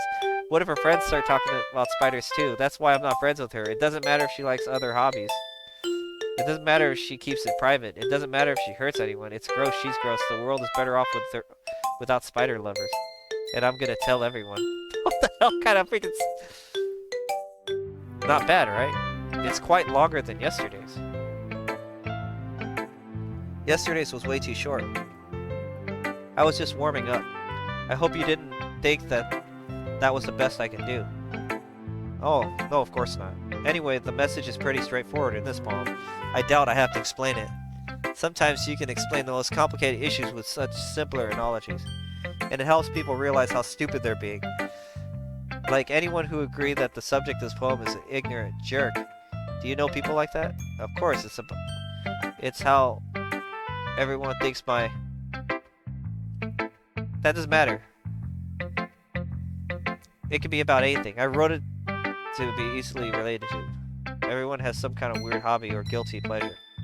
Something that you're afraid of people finding out that make fun of you or think even less of you. But that just makes people stupid. What? Who cares what someone likes as long as they're not hurting anyone and it makes them happy. I think people really need to learn to respect others for liking weird things. Oh, she's a manga lover, right? Oh, she's like an otaku or something. I guess you're definitely right. At least I can relate to that. I'm sure a lot of other people can too. That's what I do best after all. I don't like writing unless there's a good message to take away from it. Like conveying emotions is important. But I want people to think, that's not feel. Remember that. I'm gonna write a good one for tomorrow too. So look forward to it.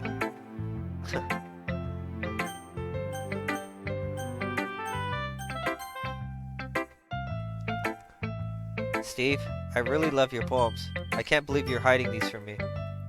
I'm not hiding anything, but your poems are so good.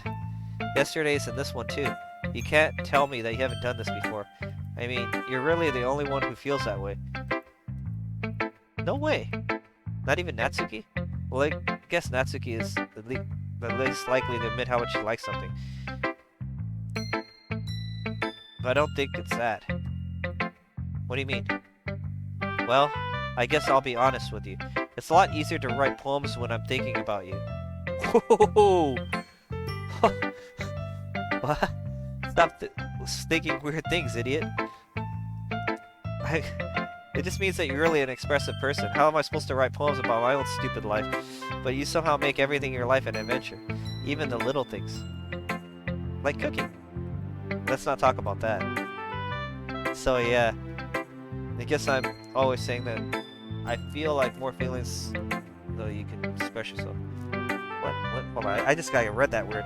I guess that I'm saying that I can feel more feelings through you than I can feel through myself. Okay. Blah, blah. My social anxiety makes it hard for me to read, guys. Now that when I see this camera here, so it's very hard for me to like narrate. But I'll try my best here. We have that kind of weird connection. It's your fault for getting into my business all the time. Eh? I don't know if I understand. You never understand when I try to explain things to you, do you, Sayori? I pat her head. Hey, I'm not a kid, you know. Are you sure about that? Maybe. She starts fiddling with her pencil between her hands. Hey, will you give me your poem? I kind of want to keep it. Why? Because, well, it's the first time you've written something for me. You completely misunderstood. I didn't write this for you. Are you even listening anymore? Well, whatever. I'll give it to you when I get home. Really? I broke my pencil.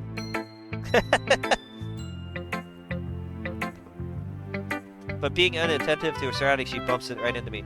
Sorry, it's fine, it's fine. I'll get it for you. I bend down and pick up the broken pencil. She clutches the desk beside her to support herself, knees shaking. I'm a little clumsy today. Let's sit down, sorry. Yeah. I grab her arm and help her sit at her desk. Anyway, I haven't read your poem. Oh, sorry, I forgot about that. But it's not as good as yours. Jeez, don't worry. I'm sure I'll like it.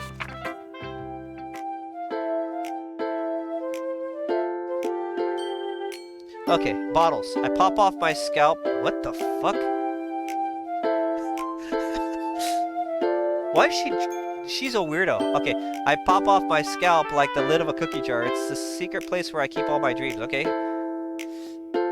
Little balls of sunshine all rubbing together like a bundle of kittens. I reach inside my thumb and forefinger and pluck one out. Oh, reach inside with my thumb, my bad. It's warm and tingly, but there's no time to waste. I put it in a bottle to keep it safe. I put the bottle on a shelf with all the other bottles. Happy thoughts, happy thoughts, happy thoughts in a bottle all in a row. My collection makes me a lot of friends, each bottle of a starlight to make amends. Sometimes my friends feel a certain way. Down comes a bottle to save the day. Night after night, more dreams. Friend after friend, more bottles. Deeper and deeper my fingers go, like exploring a dark cave, discovering the secrets hiding in the nooks and crannies, digging and digging. I blow off my bottle caps. It doesn't feel like time elapsed. My empty shelf could use some more. My friends looking through my locked front door. Finally, all alone, I open up, and in come my friends. In they come in such a hurry. Do they want my bottles that much? I frantically pull them from the shelf, one after another, holding them out to each of my friends. Holding, okay. each and every bottle, but every time I let one go, it shatters against the tile between my feet.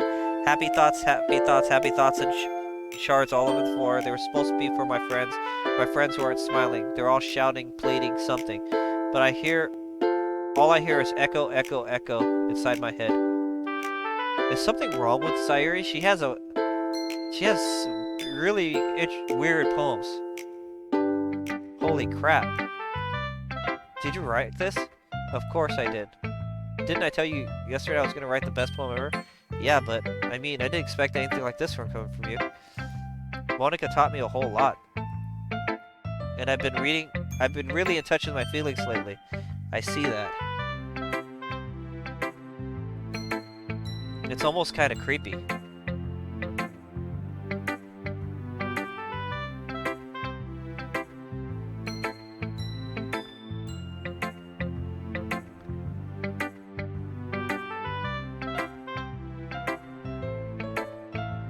Creepy?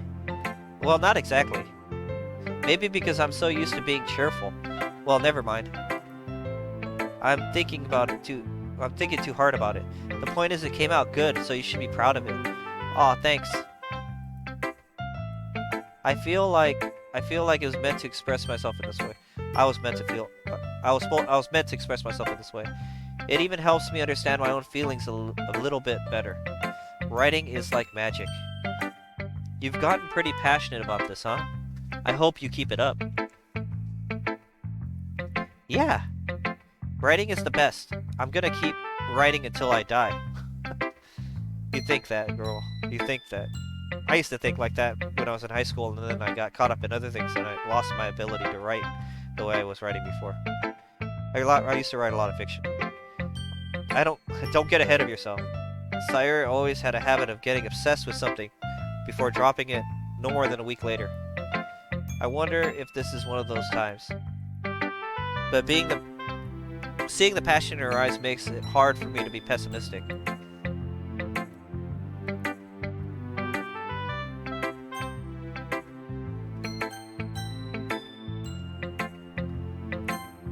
Yuri. Ah, it's my turn? Let's see how it compares to yesterday. I see. She's gonna hate it because I didn't really do anything for her. It's a bit different. I respect you for trying different things, Steve. Were you inspired by Natsuki's poem? Or Sayori's, perhaps? Well, I guess you could say that. I thought so. I'm happy for you. You don't need to find inspiration in my poems. I write them for myself. Not for anyone else.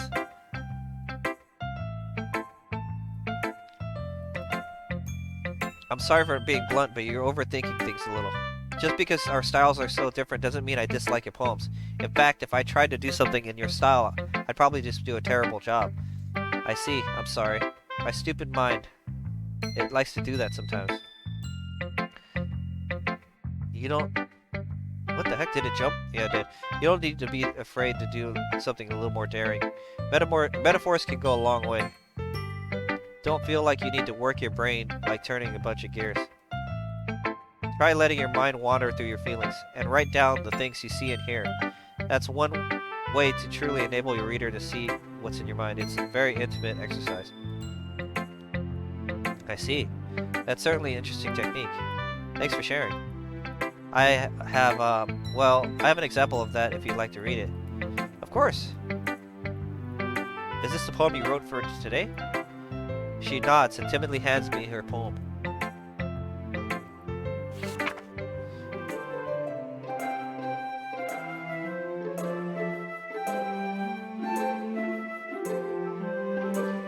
The raccoon. It happened in the dead of night while I was slicing bread for my guilty snack. My attention was caught by the skittering of a raccoon outside my window. That was, I believe, the first time I noticed my strange tendencies as an unordinary human? Is that what she said? Oh. I gave the raccoon a piece of bread, my subconscious well aware of the consequences. Well aware that a raccoon that is fed will always come back for more. The enticing beauty of my cutting knife was the symptom. The bread, my hungry curiosity, the raccoon, an urge. The moon increments its phase and reflects that much more light off my cutting knife. The very same light that glistens in the eyes of my raccoon friend. I slice the bread fresh and soft. The raccoon becomes excited. Or perhaps I'm merely projecting my emotions onto the newly satisfied animal. The raccoon has taken a following. The raccoon has taken to following me. You could say that we've gotten quite used to each other. The raccoon becomes hungry more and more frequently, so my bread is always handy. Every time I brandish my cutting knife, the raccoon shows its excitement. A rush of blood. Classic something conditioning. I slice the bread and I feed myself again.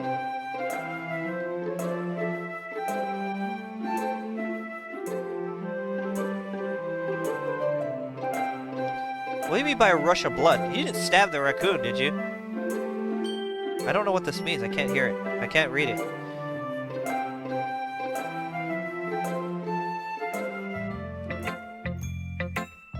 I was a little more daring with this one than yesterday's. I can see that. A lot more metaphorical. I don't know if it's my fault, but I can't begin to imagine what this poem is about. That's right. It's a bit closer to my preferred writing style, using the poem as a canvas to express my vivid imagery and conveying emotions to them. Yeah, if I take it at face value, then something. Well, I think it's something that different people could write to in their own way. I want to express the way it feels for me to indulge in my more usual hobbies. It's so certain things that I'm usually forced to keep to myself, so sometimes I enjoy writing about them. Oh, that's funny. Didn't Natsuki also write something about that? About something being ridiculed for a strange interest? Eh? She did? Yeah. She was talking about how it doesn't matter that what you're into as long as you're not hurting anyone. She's right. Well, I mean... Does she really feel that way? Yeah. Sounds like you two have that in common. Well, that's interesting. To me, she seems like the kind of person who would make fun of my hobbies. But I suppose that's my fault for judging, isn't it? Ah, please don't tell her I said that. Don't worry, I have no reason to. Okay. No, thank you for sharing it with me. After all, if I hadn't learned to embrace my own weirdness, I'd probably hate myself. I might be ranting a little bit now. But I'm glad that you're a really good listener. Monica!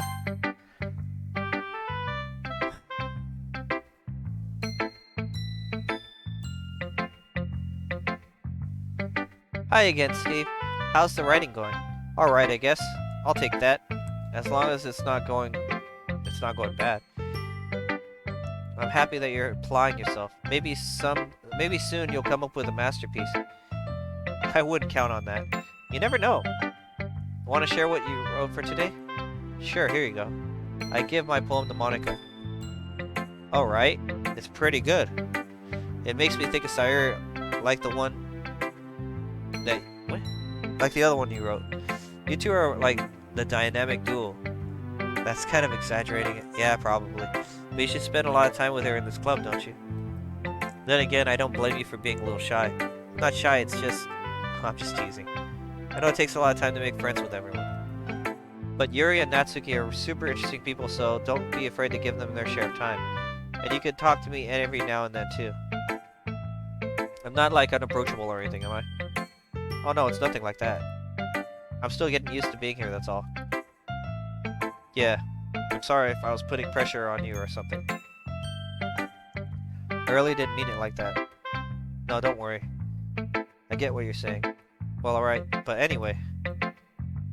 You want to read my poem now? I like the way this one turned out, so I hope you do too. Alright, let's take a look. Save me. The colors, they won't stop. Bright, beautiful colors. Flashing, expanding, piercing, red, green, blue, and endless. Cacophony. A meaningless noise. The noise, it won't stop. Violent, grating waveforms. Squeaking, screeching, piercing. Sine, cosine, tangent. Like playing a chalkboard on a turntable. Like playing a vinyl on a pizza crust. An endless poem of meaninglessness. Load me. Load me. Weird. Huh. It's even more abstract than your last one, huh? I guess it's just the way I write. I'm sorry if you don't like it. No, I never said that. It's just kind of thing I've never seen before, I guess. Kind of like playing with my space. I kind of like playing with my space on the paper. Choosing where and how to space your words can totally change the mood of the poem. It's almost like magic. The way I wrote the lines really short makes me feel like they're trying to speak over the noise. I see.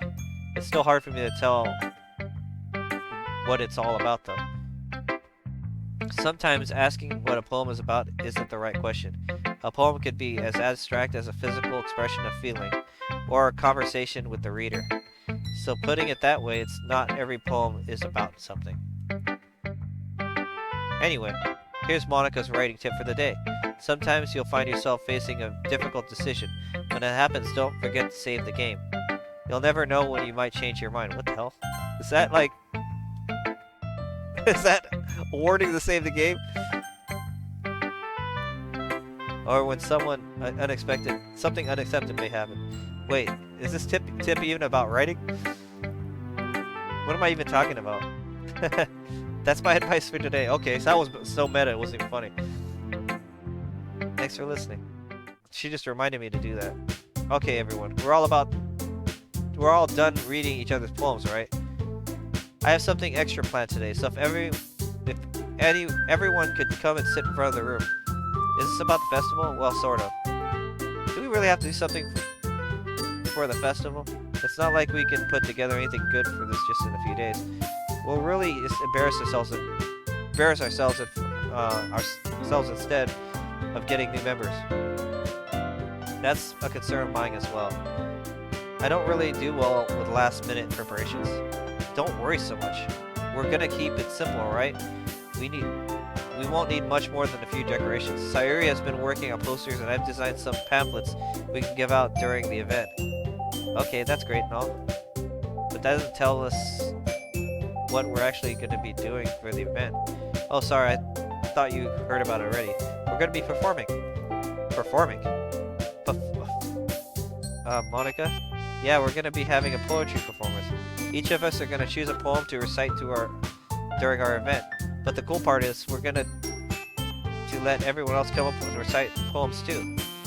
Sayori's putting in all on posters in case someone wants to prepare ahead of time. Sayori, who's been coloring a poster, holds it up for us to see. Are you kidding me, Monica? You didn't already start putting those posters up, did you? Well, I did. Do you really think that's a bad idea? Well, no. It's not a bad idea. But I didn't sign up for this, you know? There's no way I'm gonna be performing in front of a bunch of people like that. I agree with Natsuki. I could never in my life do anything like that. Imagining it, Yuri shakes her head in fear. Guys, no, Sayori. I understand where they're coming from. Remember that Natsuki and Yuri have never shared their poems with anyone until just a couple days ago. It's a lot to ask for them to recite their poems out loud to a room full of people. I guess I kind of overlooked that. I'm so sorry. But I still think we should give it our best. We're the only ones responsible for the fate of this club. If we start the evening and each put in a good performance, then it will inspire others to do the same. And the more people who perform, the better we'll be able to show what literature is all about. Yes, it's about expressing your feelings, being intimate with yourself, finding new horizons, and having fun. That's right. And it's those reasons that we're all in this club today. Don't you want to share that with others? To inspire them is to find the same feeling that brought you here in the first place? I know you do. I know we do. All do. And if it all takes just standing in front of the room for 2 minutes and reciting a poem, then I know you can do it. Natsuki and Yuri remain silent. Sayori looks worried. I guess that leaves me no choice. I agree. I don't think that's too much to ask. I think that Sayori and Monica have been trying really hard to get new members. The least we can do is help them out just a little bit. Well, maybe, but it looks like Natsuki doesn't have any arguments left. Okay, fine. I guess I'll just have to get it over with. Alright. Ooh. Thanks, Natsuki. What about you, Yuri? Yuri dejectedly glances around the room at everyone else's expectant faces. I guess I don't really have a choice. That's everyone. You're the best, Yuri. This club is seriously gonna be the death of me. Oh gosh, you'll be fine, Yuri. But anyway, let's move into the main event. I want each of you to perform. Choose a poem of yours. You're gonna...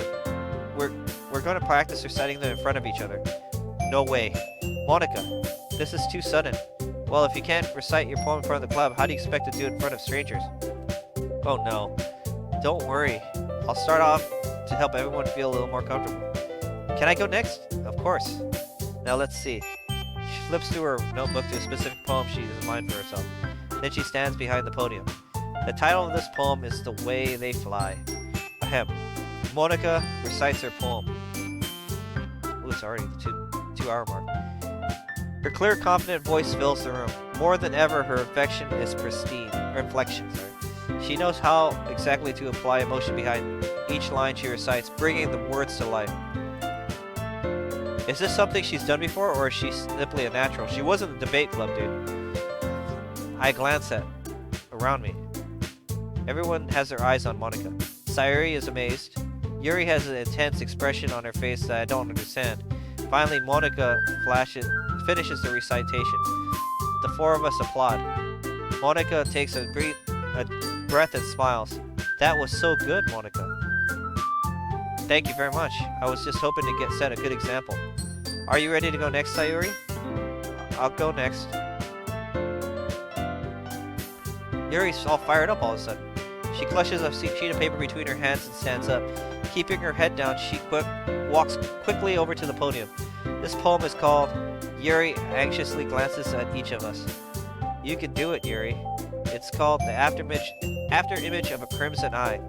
Yuri's voice shakes as he starts to read the poem. Just a moment ago, she would practically refuse to do this. Why is she suddenly putting in so much effort? As Yuri gets past the first couple lines, her voice changes. It's almost as like what happened when Yuri was absorbed into her books. Her quibbling words transform into a sharp syllable of fierce and confident, into the syllables of a fierce and confident woman. The poem is full of twists and turns in its structure, and she enunciates with perfect timing. She must be a rare glimpse in the whirlwind of fire Yuri keeps concealed inside her head. This must be a glimpse. Suddenly she finishes. Everyone is stunned. Yuri snaps back into reality and glances around her as if she was bewildered, even has bewildered herself. It was up to me to save the situation. I'm the first to start applauding. Everyone joins in afterwards and we give Yuri the recognition she deserves.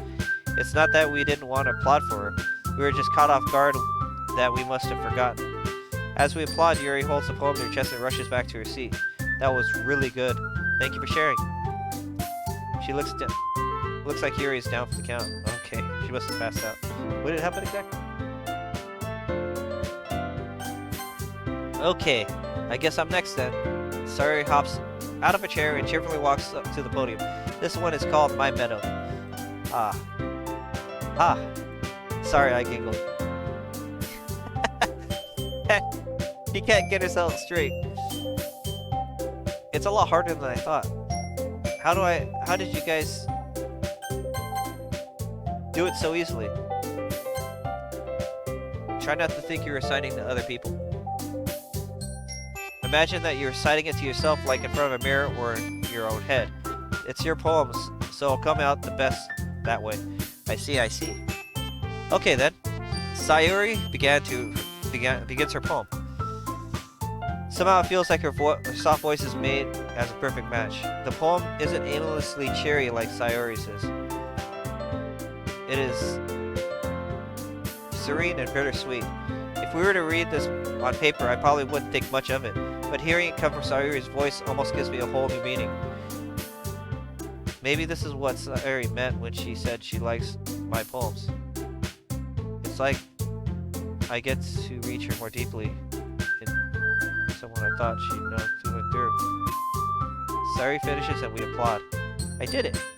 Good job. Even he liked it. I suppose it's a good sign. What does that even mean? It came out nicely. The atmosphere of the poem fits you really nicely.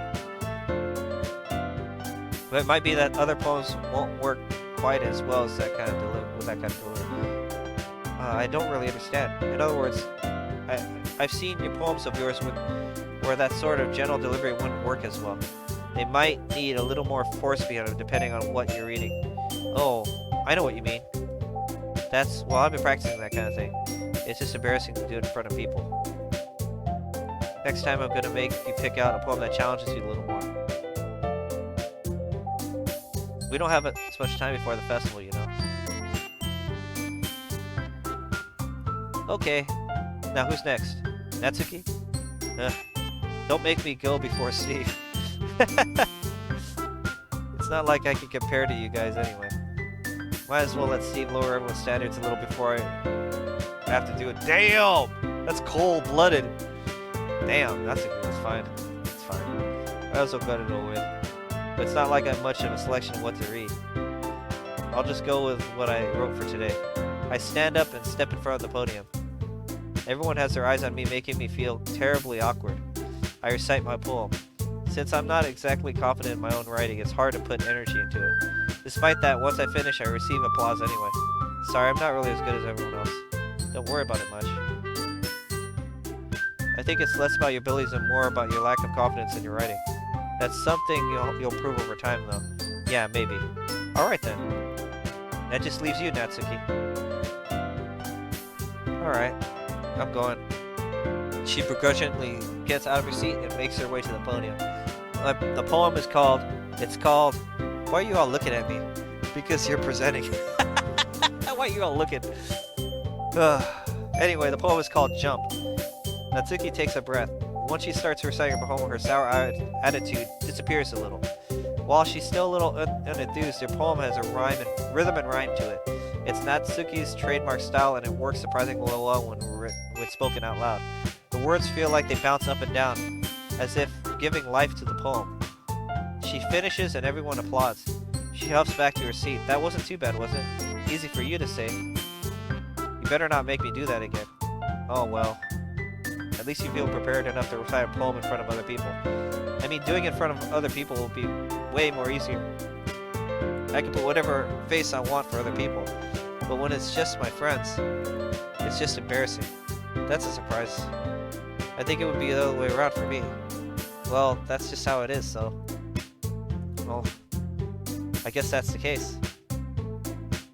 I won't have much time to worry... Well, you won't have much time to worry about the festival. That said, I want to be thankful for everyone coming through. Might be hard, but I hope you all have the idea of what it's like for now. Make sure you pick up a poem and get enough practice for the festival, okay? I'll be making pamphlets, so let me know ahead of time what you're reciting. Jeez. I should find some other poems to recite instead. That's fine too. It doesn't have to be your own. I'm already pleasantly surprised that you've been putting all this effort for the club. It makes me really happy. Yeah, no problem.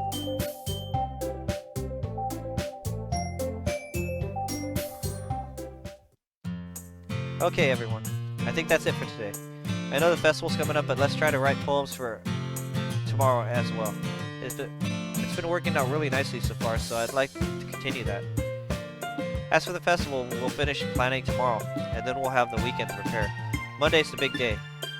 I can't wait. I can do this, I can do this. Alright. I stand up. There's no way I'll be able to find the same enthusiasm as Sayori or Monica, but I'll do my best to get through it. If it's for the sake of the club and impressing Monica, then I'll have to do my best. Ready to go, Sayori? Yep. Look at you two going home together like that. Kind of adorable, isn't it? Jeez, guys. You're making such a big deal out of it. Must be nice, though. Well, how am I supposed to respond to that? Okay, Steve. You don't have to say it. Whatever, let's go.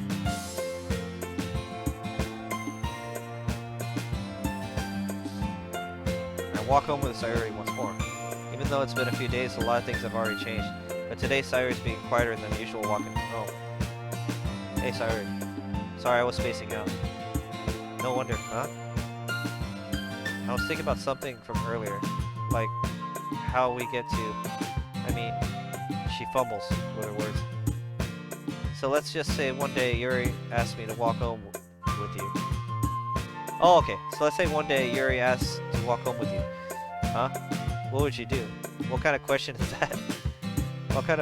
You kind of put me on the spot here. I would. Oh God.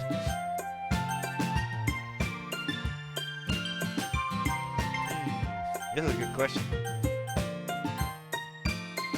You really think I would ditch you for Yuri? But she's so beautiful and smart. I always see her in the club every day. Besides, you always seem to be going together. I wouldn't just ruin that for you. You're so silly. You think about me way too much sometimes. Yuri would deserve it if she wanted to, so I've already made up my mind. I can't figure you out sometimes. Sorry. Besides, what's the point of speculating something that's never gonna happen? Huh? Combination trial is off. It's kind of weird to say think for Sayori to care so much about, but I want to respect her and keep her happy too. Then again, the festival's only a few days away.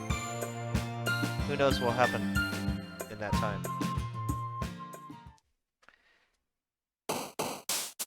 Well, here we go again.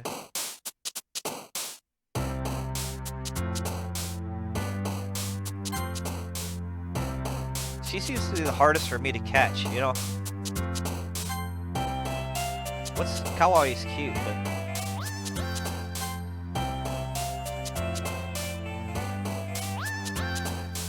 she's Doki Doki. I'm trying to get used to understanding her words because they're the hardest to catch. She likes dark stuff and sunshine and rainbows kind of deals, and she likes the big words. Oh wait, I was wrong. What the hell does she like?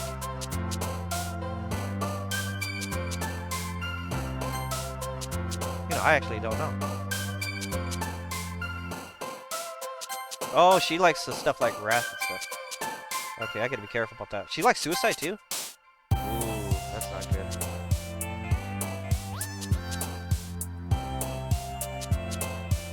I gotta be careful about that.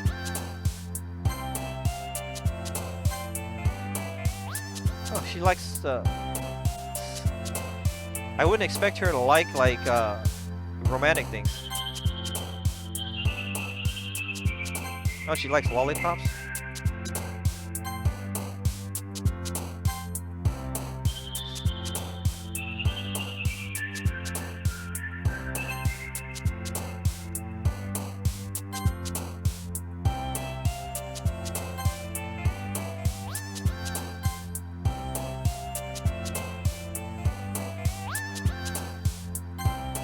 Huh. That was kind of like a balanced one. Oh man, I'm the last one here again. What is she doing? Don't worry, I just walked in too. Were you practicing piano again? Yeah. You must have a lot of determination. Starting this club, now picking up piano? Well, maybe not determination, but I guess passion.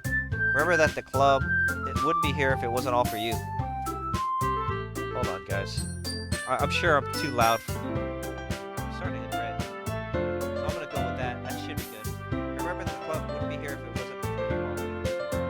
And I'm super happy that you're all willing to help out for the festival too.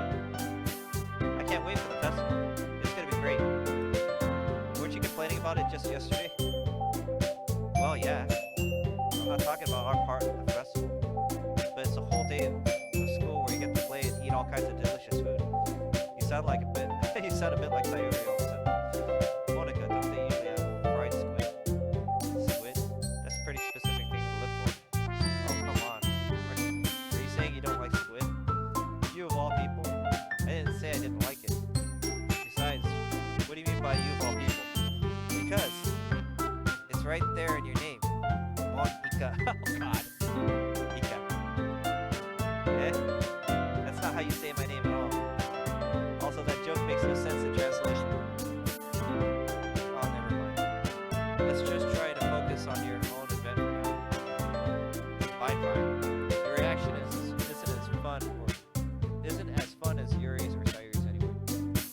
Excuse me. Where is Sayori anyway? Oh, there you are. Sayori's sitting at a desk in the corner of the room, looking down at nothing. I walk over to her. Hey, Sayori. I wave my hand in front of her face. Eh? You're spacing out again. Oh, sorry. Don't mind me. You can go talk to everyone else. Huh? Is everything alright? Of course. Why wouldn't it be? It just feels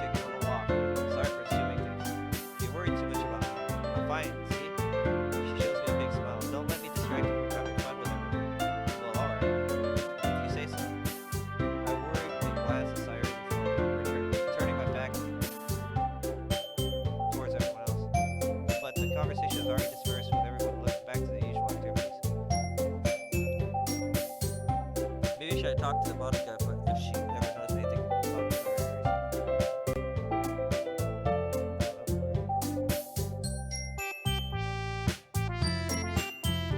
since they've been preparing for the festival, they must be spending a lot of time together. I timidly approach Monica, who's shuffling through some papers at her desk. Monica, or Steve, what's up? This might sound a little strange, but have you noticed anything up with Sayori recently? Anything up with her? In what way do you mean? Maybe I'm reading into it too much, but she seems a bit downcast lately. Oh, you think so? I can't say I've noticed anything about her. Monica appears across the room with Sayori, who's idly dragging a rubber eraser up and down her desk. Maybe there's something on her mind. But I'm surprised I'm not the one asking you, Steve. You certainly know her a lot better than I do. Yeah, but she's never really like this. She's always talked to me about one thing, or about things that have bothered her. But this time when I ask her, she's really dismissive. Sorry, I know it's not your problem. I just wanted to ask if you did anything, so I'll drop it. No. It's important to me too. I mean, I'm also friends with her.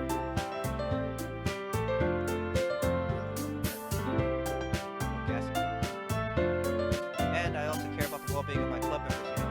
Maybe I'll try to talk to her myself. Are you sure about that? She seems like she wanted to be left alone. Are you sure? Maybe she's just finding a hard time bringing it up with a person of interest. Person of interest? What do you mean by that? I'm saying maybe the thing on her mind is you, Steve. Me. How on earth would you come to that conclusion? Well, I probably shouldn't say too much, but Sayori talks about you more than anything else, you know. She's been so much happier since we joined the club. It's like an extra weight has turned on inside her. Sorry, it's like an extra light has turned on inside her. Oh, no way. Sayori's always been like that. She's always been full of sunshine. It's not any different than it was it's ever been. It's so funny. I've never thought that maybe you've always seen her so cheerful. Because that's just how she is around you. Oh shit. I said too much. I'm sorry. What do I know anyway? I didn't mean to jump to conclusions, so you should just forget about what I said. I'll try to talk to her, so it's not to think about it too much. Alright. She smiles meaningfully. I know she said to forget about it, but I already know that I won't be able to get her words out of my head. She stands up at her desk and walks across the room to where Sayori is sitting. I watch her kneel down next to Sayori and gently talk to her, but she keeps her voice so quiet that I can't hear from her. I sigh and sit down myself. I know Sayori told me not to worry about her and to have fun with everyone else, but it's impossible to do when she's behaving like this. Exactly how much do I care about her and that letting this weigh me down so much? Now it feels like I'm the one behaving out of the ordinary, but there's nothing I do besides wait for Monica.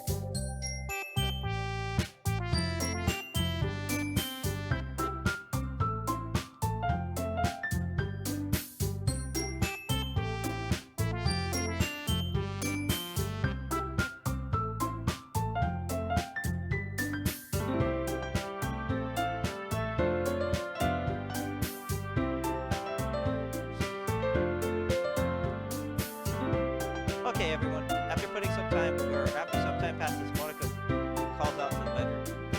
Why don't we share our poems now? Before I knew it, everyone is back to normal, or everything is back to normal. Everyone goes back to retrieve their poems, and I do the same. Spacebar is much easier than clicking. I make eye contact with Monica, and she smiles at me. I wonder what she was talking about with Sayori.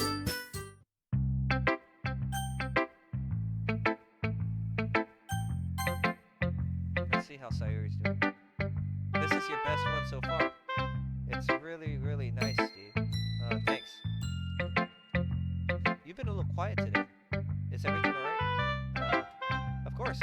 Everything is fine. Maybe I'm just a little tired today.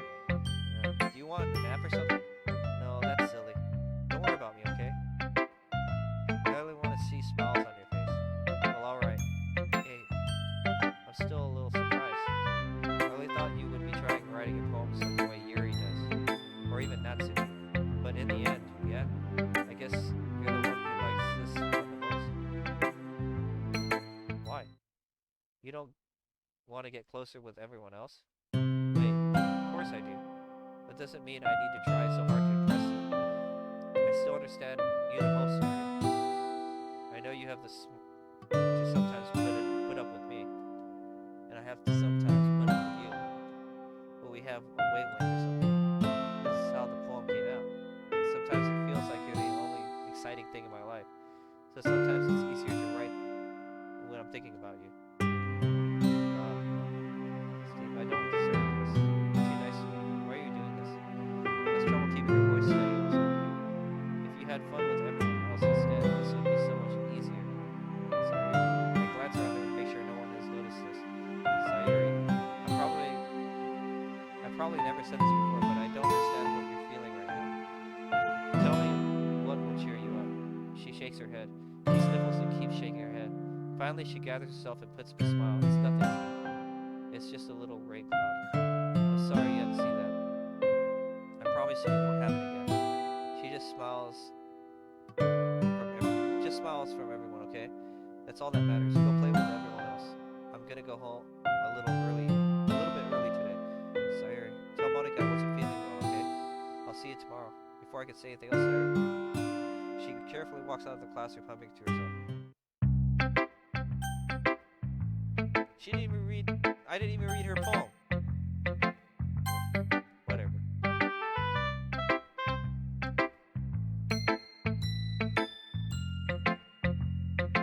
This one's alright. Alright? Well, yeah.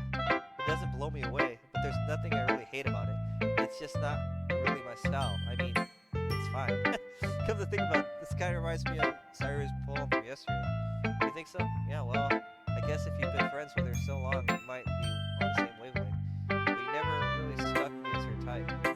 Sayori really has a type all of a sudden? Well, I don't know, but honestly, how can someone be so fluffy spend time with someone like you?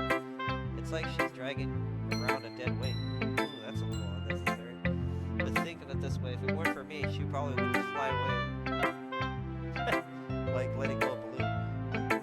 You could say that we take care of each other in our own way. Whatever it is, I don't get it. But yeah, I guess I'm supposed to show you my poem. Here. I'll be your beach. Your mind is so full of troubles and fears that diminish your wonders over the years. But today I have a special place, a beach for us to go. A shore reaching beyond your sight. A sea that sprinkles with brilliant light. The walls in your mind will melt away before the sunny glow. I'll be the beach that washes your worries away. I'll be the beach that you're daydream about each day. I'll be the beach that makes your heart leap. In a way, thought had left you long ago. I'll bury your heavy thoughts in a pile of sand. Bathe in sunbeams and hold my hand. Wash your insecurities in the salty sea and let me see you shine. Let's have your memories in a footprint trail. Set you free in my windy sail, and remember the reasons you're wonderful when you press your lips to mine. I'll be your beach that washes your worry away, the beach that you daydream about each day. I'll be the beach that makes your heart leap in a way thought had left you long ago. But if you let me by your side, your own beach, your own escape, you'll learn to love again.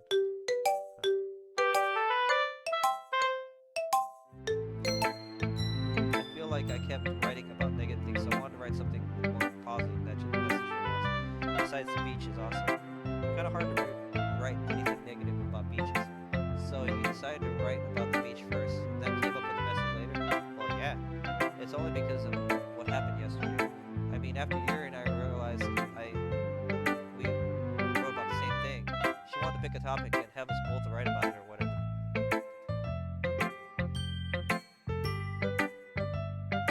It's like, oh shoot, I didn't take my medication, that's why I feel so bad. Can you really see her doing that? I'll have some water. Okay.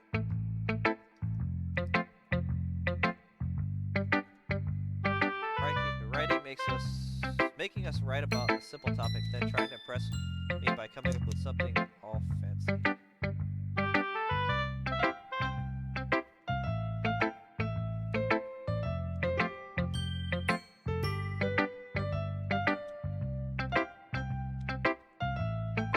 Well, it's not like I care. I just did it anyway. I mean, I guess mine ended up being kind of metaphorical too. But there's nothing wrong with doing that once in a while. At very least, it was good practice.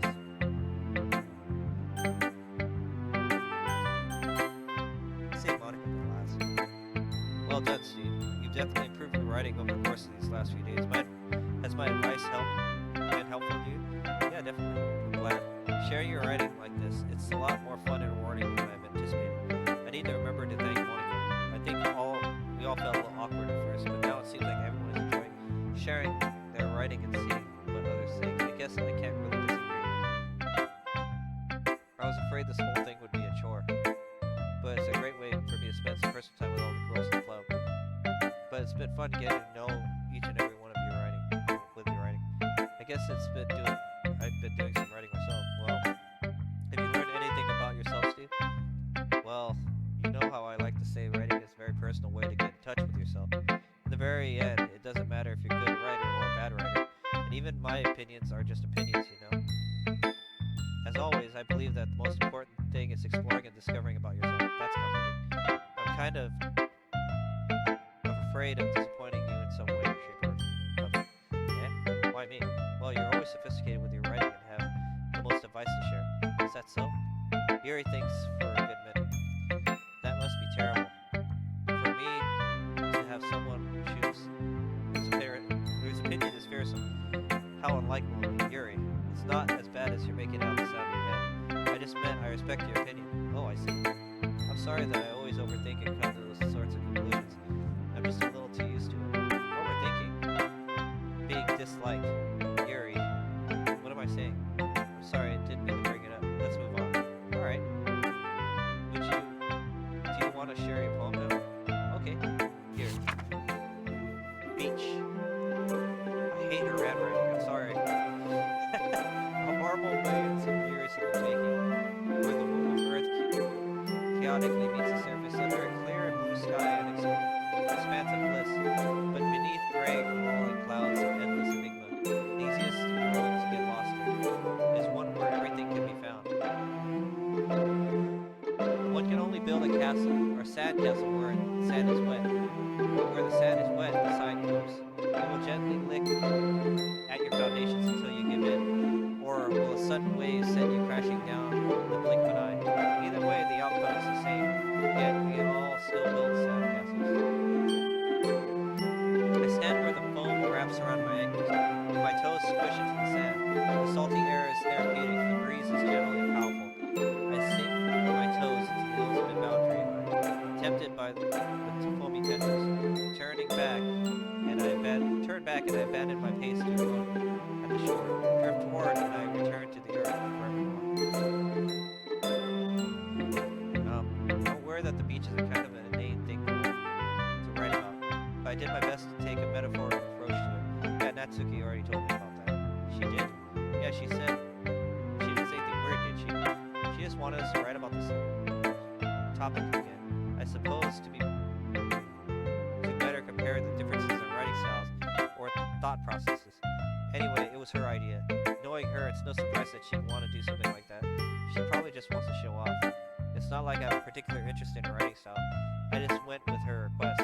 But I suppose it's not as bad to write about something simple on occasion. It can be refreshing, you know? It's good for me to calm my thoughts once in a while. Yeah, I agree. Thanks for sharing. Monica! Hi, Steve. Have you thought about what you want to submit to perform at our festival? Well, being in this club is one thing. Performing in front of a bunch of people, I'll have to give it some more thought. Okay, no pressure. But whatever you do, I'm sure it'll turn out great. It would also make me happy to see. Anyway, let's look at today's poem. Sure. I let Monica take the poem I was holding in my hands. It's kind of funny. How so? No, not the poem. I mean, it's funny how your poems and Sayori's poems have gotten more and more similar each day. I'm surprised you're in sync with her. Then again, you've spent a lot of time together lately, haven't you? I guess you could say that. She's probing. Interesting tactic. What if she has some kind of crush on him? Although we grew up as best friends, I haven't seen much of her this past year. But since I joined the club, we've been spending a lot of time together again. I see. That kind of reminds me. How about how Sayori's been a little off today. Did she tell you something? Uh, well, you haven't been flirting with her, have you? Of course not. I've been treating her like I always do. Alright. Just making sure. I know how much you care about her. It would be terrible if something happened to her, so keep an eye on her. She's been acting much happier since she joined the club. What could possibly happen all of a sudden? Well, never mind. This really isn't the time to be talking about this. Anyway, I'll share my poem with you, alright? Alright. The Lady Who Knew Everything. An old tale tells of the lady who wandered the earth. The lady who knew everything. A beautiful lady who has found every answer, all meaning, all purpose, all that is ever sought. And here I am, a feather, lost, adrift in the sky, victim to the currents of the wind. Day after day I search for a little hope, knowing legends don't exist. But when all else has failed me, when all others have turned away, the legend of all that remains, the last dim star glimmering in the twilight sky, until one day the wind ceases to blow. I fall and fall even more, gentle as a feather, a dry quill, expressionless. But a hand catches me between the thumb and forefinger, the hand of a beautiful lady. I look at her eyes and find no end to her gaze. The lady who knows everything, knows what I'm thinking. Before I can speak, she responds in a hollow voice. I have found every answer of all which amounts to nothing. There is no meaning, there is no purpose, and we all seek the impossible. Yet I'm not your legend. Your legend does not exist. With a breath, she blows me like a float, and I pick up a gust of wind. Yeah, my allergies, man. All congested. You know, I still feel like learning and looking for answers are sort of the things in life that give you meaning. Not to get too philosophical or anything, but it was kind of on my mind, so that's what I wrote about. I see. I never really put much more thought into it. In a way, it's almost paradoxical. Because if we all had the answers, would the world start to lose its meaning? You know, there's one thing I noticed. It seems like everyone in the club prefers writing about things that are more sad than happy. Are you surprised? I mean, if everything was okay, we wouldn't have anything to write about, would we? Humans aren't two-dimensional creatures. They're multifaceted. Anyway, I just interjected. I think you know better than anyone. You mean one-dimensional? Oh yeah, that. Anyway, here's Monica's writing tip of the day. Are you ever too shy to share what you're writing because you're afraid that it's not good? It can be really disheartening to get a lukewarm response to something you put so much into. But easier if you find other people enjoying writing, then sharing becomes a lot easier. Because instead of just telling you that your writing is good, bad, or okay, they want you to focus more on everything that went into it and the things that you can work on. It's much more encouraging that way, and it will make you want to continue improving. It's almost like having your own little literature club, don't you think? That's my advice today. Thanks for listening. Okay, you three. We're all done sharing poems, right? Why don't we start figuring out... Hold on a second. Is this me, or did you say something strange right now? Huh? Something just got a bit unusual. That's right. You deviated from your usual catchphrases when addressing the club. Catchphrase? What do you mean? I don't have a catchphrase. Jeez. Why is the mood so weird today? Look, even Yuri isn't mean to it. Stagnating air is uncommon foreshadowing that something terrible is about to happen. In your book, maybe. Look, the only thing different is that Sayori isn't here. Oh, seems like you're right. She always helps lighten the mood, doesn't she? It's almost like everyone's balance is thrown off when she's not around.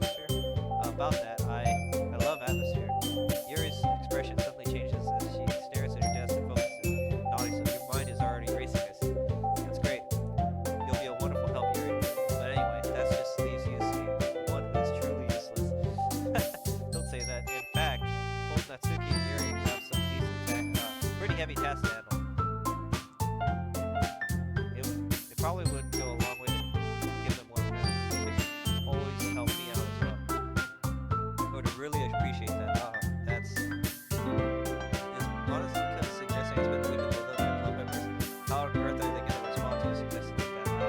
I suppose I wouldn't mind a bit of help. Well, even if you don't know how to bathe, well, I said bathe, bake. There is also some dirty work I can give you.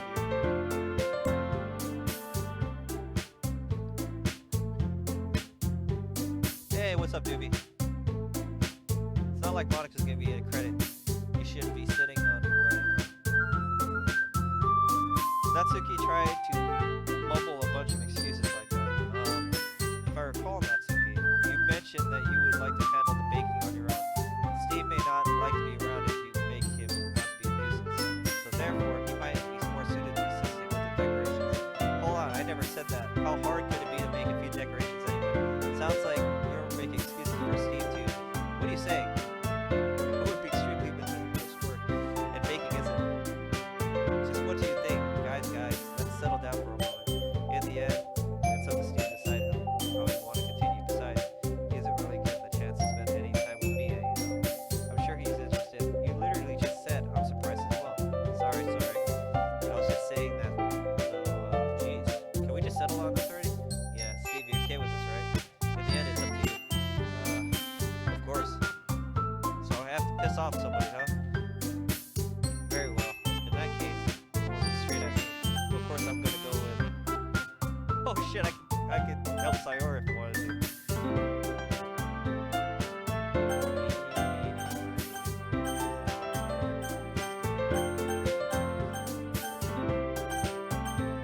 I guess I'm up to Sayori. Could be anywhere. I prefer helping Sayori. I mean, we're already neighbors, but Monica said Sayori was helping her. Jeez, do you really hate it that much? No, so I didn't mean this week. Think of the club. Oh shit. Well, I'm hoping that's with you then. Well, baking sounds like it'd be a lot of fun. You guys made it sound like a lot of work, so you probably use two people. Don't worry, baking is a ton of fun. You'll definitely agree. Eh? Just a minute ago you were saying that's because. Never mind. Okay. Well, anyway, be fine by yourself right here. Of course, I'm used to it after all. Oh, that's good. Even though Yuri's being melodramatic, it's a little hard not to feel bad. So that's everything, right? Everything else we can talk about? No, I think that's it.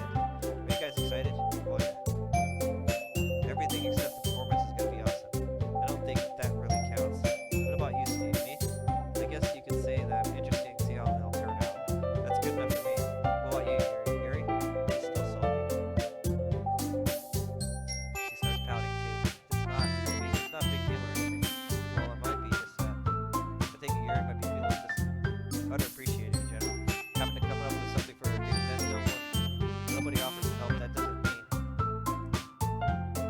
She glances back and forth between everyone with a weird expression. Look, she goes over and puts her hands on Yuri's shoulders. Yuri, you really are the most talented one here, and you're gonna help make a lot more fun at what we do.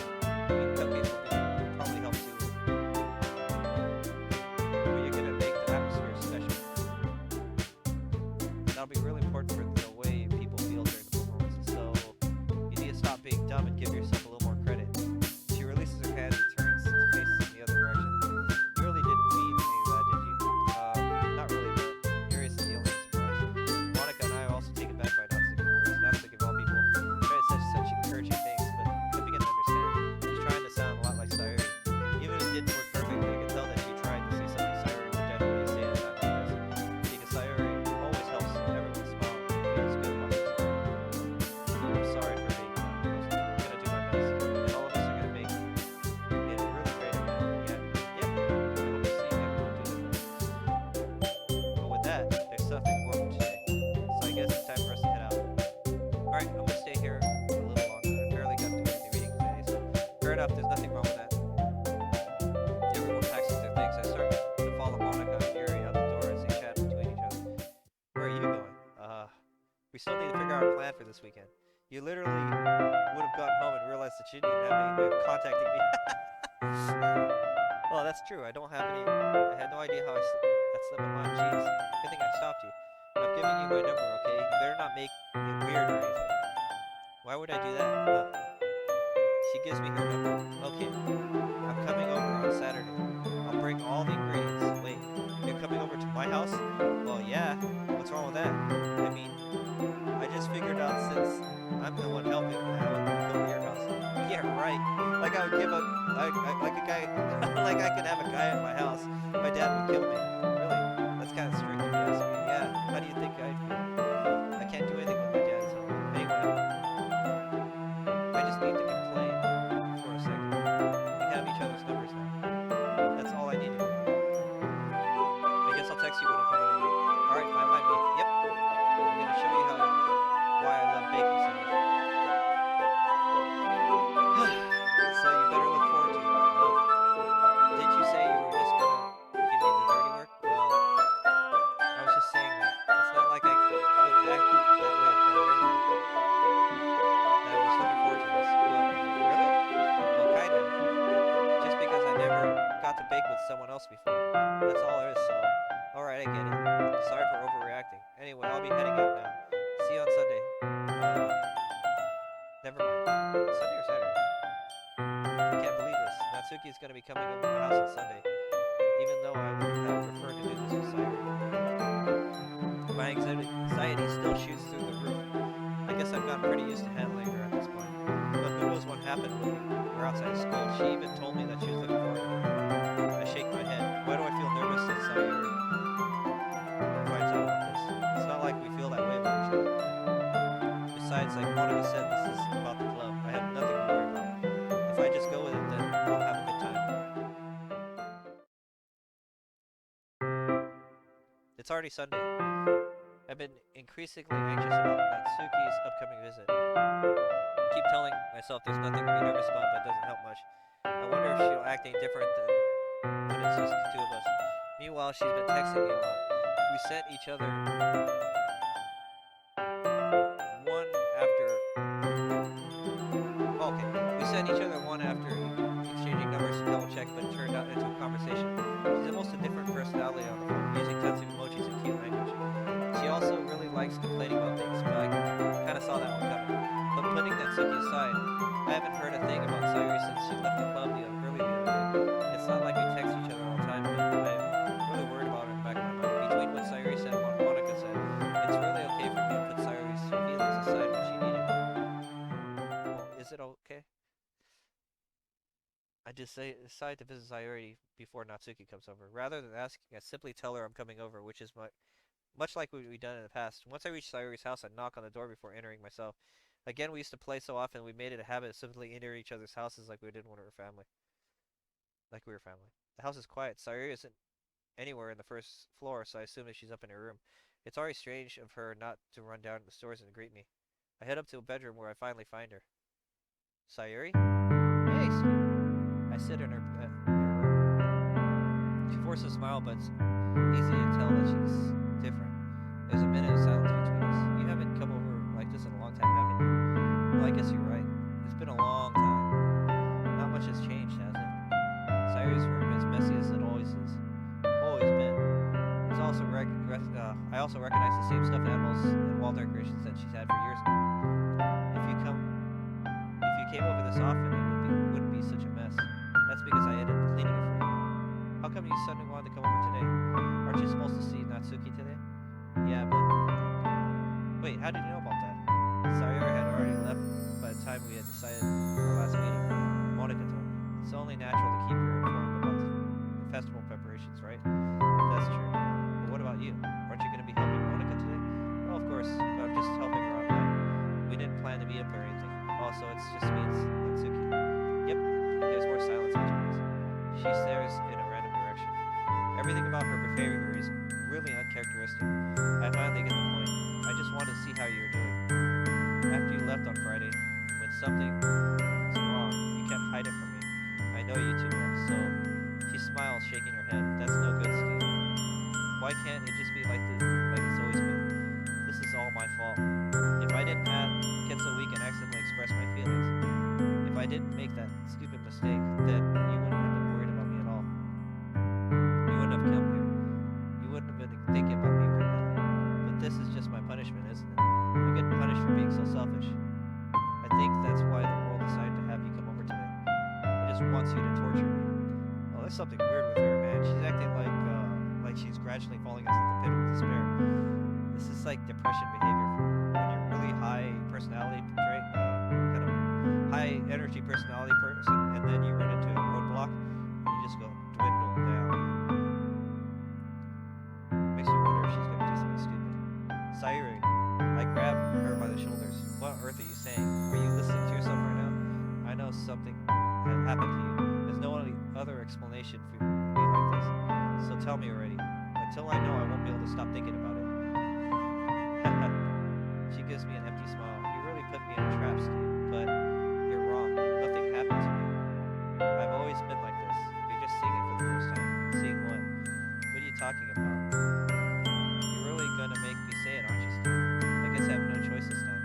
The thing is, I've had really bad depression my whole life. Did you know that? Why do you think I'm late to school every day? Because most days I can't even find a reason to get out of bed. What reason is there to do something when I fully know how worthless I am? Why go to school? Why eat? Why make friends? Why make other people put their energy in caring to waste while having them spend it with me? That's what it feels like. And that's why I just want to make everyone happy. That makes sense in her writing. Without everyone worrying about me. I'm in shock. I can't even figure out how to respond. How is it possible that Sayori kept this from me the entire time I've known her? Did she want so badly for me to join? Just not to think about her? Why, Sayori? Why is it that you've never told me about this? It almost makes me feel like I've been betrayed as your closest friend, because if I knew, I would have done everything I could to support you. Even if there's only so much I could do. I would have tried a little bit harder to make every day a little better for you. That's why I'm your friend. All you had to do was tell me. You don't understand at all, Steve. Why do you think I didn't tell you? Because if I told you, then you would have wasted... Oh god, she's one of those types. Because if I told you, then you would have to waste effort caring about me instead of doing important things. I don't want to be cared about. It's bittersweet when people try to care about me. It feels nice sometimes, but it also feels like a bat being swung against my head. That's why I wanted so badly for you to make friends with everyone else. Helping everyone be happy together is the best thing.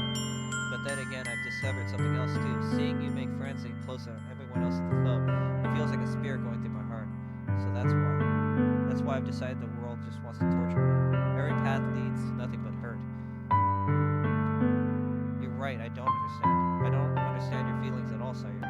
But I don't need to understand. Whatever it takes for me to help you stop hurting, that's what I'll do. No, there's nothing at all. The only thing that could have helped us is if everything could be like it was. But I was selfish. I finally showed you what a horrible person I am. Tears streaked down her face. I made you join the literature club because I was selfish, and I was punished by my heart and hurting in a way I couldn't understand.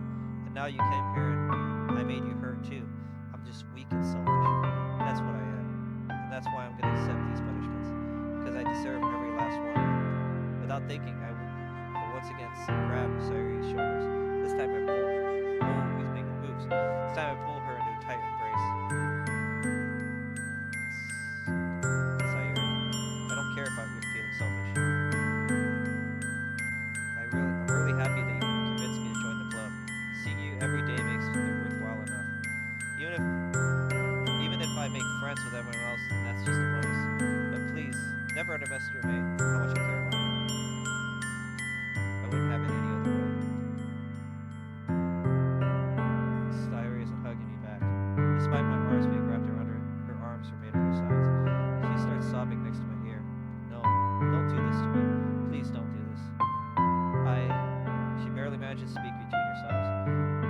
I don't know if I'm doing the right thing, but all I want from you is to know I care. If you have it in you to call yourself selfish, then you have to let me be selfish too. No matter how much it takes, I'll figure out what needs to change. I'll make those feelings go away. And if there's anything you need me to do, then you better tell me. I'll get mad if you don't.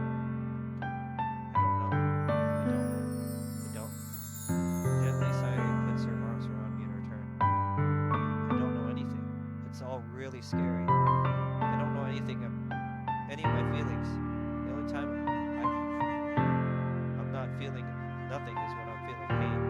But their hugs are so warm, and that's really scary too.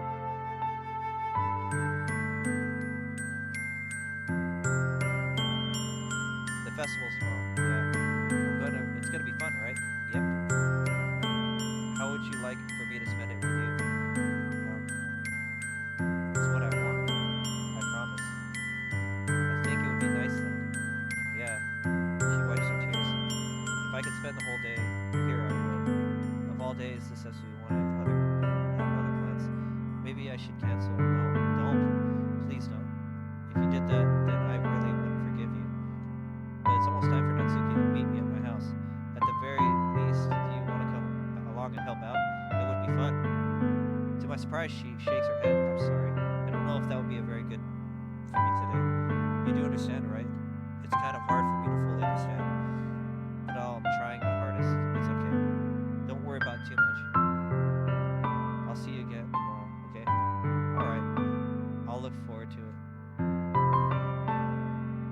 I say goodbye to Sayori and exit her house. On the way home, I find myself feeling uneasy. It's very hard to keep thinking about it when Natsuki is coming over too. I think Sayori is right. I shouldn't be worrying too much, and we're definitely going to have a great time tomorrow. I should just focus on what's ahead of me. I spent only a few minutes back at home, anxiously awaiting Natsuki's arrival. Before I know it, she texts me to let me know that she's outside the front door. Without delay, I open the door to let her in. Sup? Sup?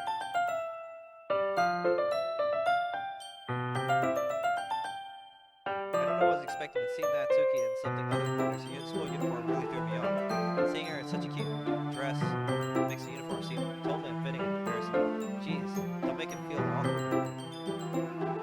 It's gonna be a long afternoon, so don't be weird just because you're not used to seeing me outside of school. Anyway, I'm coming in. I see you brought a lot of stuff. Natsuki is carrying a large bag that's probably full of baking supply. Well, I didn't come all the way to find out that your kitchen isn't equipped for the job. You bought everything I asked you to, right? Yeah, I did. Yesterday, Natsuki asked me to buy a bunch of ingredients I didn't really have at home. Good. I'm glad I could count on you to do your part. Well, of course. I'm surprised to hear Natsuki suddenly say that rather than something snarky like she usually does. Could it be that she's a little different outside of school after all? Anyway, let's go to the kitchen. You're not even gonna offer to take this heavy bag from me? Where's your hospitality, Steve? Come on. Since when did I need to be a gentleman? I grabbed the bag Natsuki almost hands me. Ugh. This is ridiculously heavy. I carried that all the way here. Are you impressed? I see now. Yeah, I'm actually impressed. It seems like you're always underestimating you. It's because I'm so small, isn't it? You jerk. Hits a fist to my chest. Hey, your size has nothing to do with it. Do you really hate being small that much? It's not like I hate it. I mean, sometimes I like proving people wrong when they think I'm only worth my size. It's fun when I get to be small. I'm also better than other people. But, geez, never mind. What are you making me say? Don't think you can make me talk about weird things just because we're not in school. Are we not getting started or what? There's a lot of stuff I gotta teach you. What? That's a little more like you. You're more fun when you speak your mind like that. Hey, now you're treating me like a kid. I was just trying to be nicer to you, And just because I don't have a mature and sexy figure like Yuri doesn't mean you should treat me like. He catches the words and her face turns red. Natsuki, forget it. I didn't say anything. You should apologize. I appreciate that you're trying to be nicer. I should have been a little more considerate too, but also, if that's what you're thinking, then you should know there are tons of guys who are into body types like yours. How could you know that anyway? Just trust me on this one. Gross. Hey, what's that? To me? Who else? Man, let's just get started already. Aha. Yeah, there's a bunch of guys that like lolis.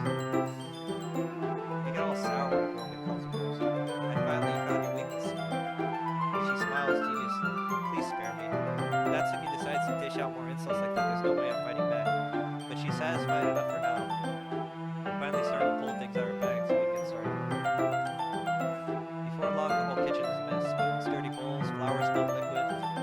bags are strewn out on every countertop. The mixer isn't big enough to make all the batter at once, so we had to do it in several batches. Meanwhile, Natsuki is babysitting all the my movements to make sure I don't mess up her precious baking. See, where did you put your food coloring? The batter's going into the oven soon, so I need to fill all the trays. I think it's still in the bag next to the table. What are you using it for? To color the batter, of course. I'm making each tray a different color. That way the flavors aren't too different. Everyone can still pick their favorite. Oh, that's a cute idea. Are we going to do anything like that with the icing? Do you want to? Are you asking me? I don't really have a preference, so come on. You're not putting any heart into this at all. Can't you at least try to have some fun? I am having fun. I'm not sure what Natsuki is trying to get out of me. Meanwhile, I see her separate the batter into smaller bowls and put a few drops of food color each. Oh, that does look pretty cool. See? It's not like baking is just about following instructions. The presentation is where you get to be creative and have the most fun. It's a million times more worth it in the end if you're just looking at. I just blanked out there for a second. It's a million times more worth it in the end if it's just looking at everyone, and it makes everyone's eyes right. Is that even written right? It's a million times more worth it in the end if it's just looking at it makes everyone's eyes right. It sounds weird, like a run-on sentence, like the ones you made on your first day, huh? I recall Natsuki proudly presenting her cat-shaped cupcakes and Sayori one of those delighted expressions. I wonder if I can make Natsuki proud like that too. Yeah, maybe I will use the food colors now. Sounds like you're starting to understand. Make sure you completely finish mixing the icing before you mess with the food color. Yeah, it's getting there. We're using the electric mixer for the batter, so I got stuck with a whisk and a huge bowl for the icing. The icing's still all lumpy. Are you even trying? Yeah, well, yeah, it's just gonna take a little longer. Jeez, I'll be right here. I'll be here all night if you don't like it. Like that. Here, look. Natsuki grabs the whisk for me and uses her other hand to tilt the food up. I really need to beat the crap out of it. After a few seconds, the consistency of icing is already improved. See? As if to emphasize, Natsuki sticks a finger in the icing and pops it in her mouth. I reluctantly start to do the same. Hey! She suddenly grabs my wrist. Don't want your gross fingers in my icing. Your icing now. Are you forgetting who did all the work? I start to fight back, trying to inch my finger towards the bowl. Don't make me beat the crap out of you next. I'd like to see you try. I push harder, just enough for my finger to reach the icing. I triumphantly scoop some of my finger just as Natsuki tugs me all the way. The force of Natsuki's pulling causing a stumble makes your stumble return. Oh, gross, you got it on my face. Whose fault is that? There's a big blob of icing on her cheek. She tries to reach it with her tongue, but it's too far away. Please, you know what? Take this. She wipes off her fingers before shoving her finger towards my own face. You wish. I'm faster. I grab her wrists before it reaches my face. She tries to use her other hand to fight back, but I grab it as well.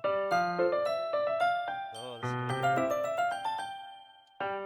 Not until I apologize for calling me gross. Or you apologize. Fine. I'm sorry for calling you gross. You know what? I didn't mean it. It's just fun seeing you react to it. You do all that to me. All the time you do. Saying dumb things to just get a reaction out of it. You really shouldn't tease girls like that. Is that so? In that case, I shouldn't probably do this either. I take her finger and put it in my mouth, licking off the icing. What? Did you seriously just... She's so surprised that she can't even figure out how to get mad at you. Her face is entirely red. You really shouldn't do that kind of thing to girls unless you really like them. You know that, right? What kind of question is she asking you just like that? How did the mood turn this quickly? She gazes at me in silence. I notice her shallow breaths. Why am I starting to feel dizzy? Out of nowhere, the fire alarm starts going off. Oh shit. Something burning? I thought you didn't put the cupcakes in there. No wonder. You left a dirty tray in here, dummy. How can you make a mistake like that? You should have checked before turning the oven on. Don't blame me for the mistakes. Jeez. Uses an oven mitt to grab the blackened tray out of the oven. She sets it on top of the stove.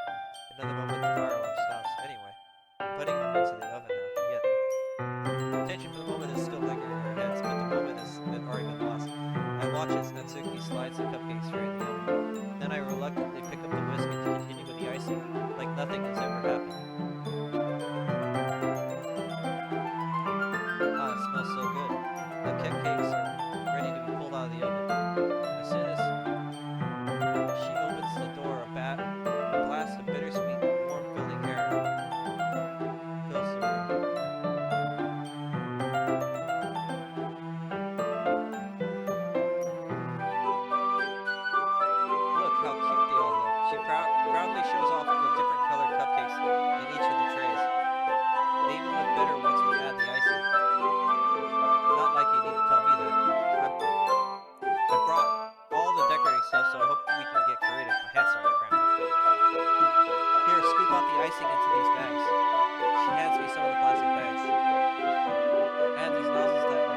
nice and fluffy. This one can even make flowers. We probably won't be using it this time though. What's this one for? I pick up one of the nozzles that is much thinner tip than the others. That one's really thin. You can use it to make stripes or other patterns. But you can also use it to write stuff on cakes, like happy birthday or whatever. Ah, I see.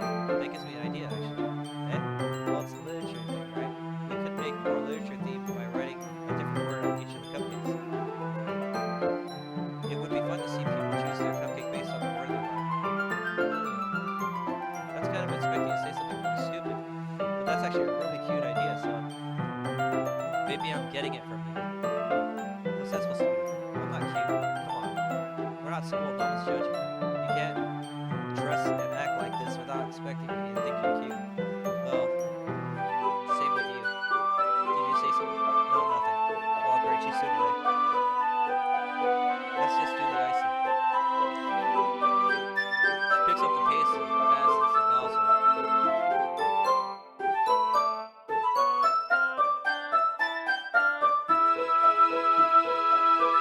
Getting late. There's a lot to do, so we shouldn't be wasting any time. Here, I'll show you how to do it. Without giving me a chance to think about it, she quickly moves on. She shows me how to apply the icing, and then we each get to work. When we're finally finished, she puts them all aside to admire our work. Look how pretty they are together. Yeah, they are, aren't they? I wish I could have one now. I guess there's no reason you can't, right? I don't see any harm in that. Yeah, well, but my dad's making dinner tonight, so I need really need to save my appetite. Sayori is the exact opposite of that. If she was here already, probably be down 10 cupcakes, and then she would still eat dinner. Come on, that's just unhealthy. Besides, when my dad cooks, I need to eat as much of it as I can. Well, anyway, I was hoping that we would have time for manga, but I need to be home for dinner. Oh, already? That's a shame. It's not your fault for working so slow. You should have thought about that. It's not like you always have this chance. Man, as usually that places the blame on me. You can bring the cupcakes tomorrow, right? If you and Sayori each carry some, then you can probably do it in one trip. Yeah, I can do that. And don't worry, I won't let her eat any. I wish she would listen to me the way she listens to you. Yeah. I again think back to the conversation we had with Sayori earlier today. I felt so hopeless. Sayori always does listen to me, but at that point I felt like she couldn't listen to me at all. I'm all packed up. Good work today. You too. I'll walk you out, I guess. Walk her home, dude. Oh wait, it's daytime still.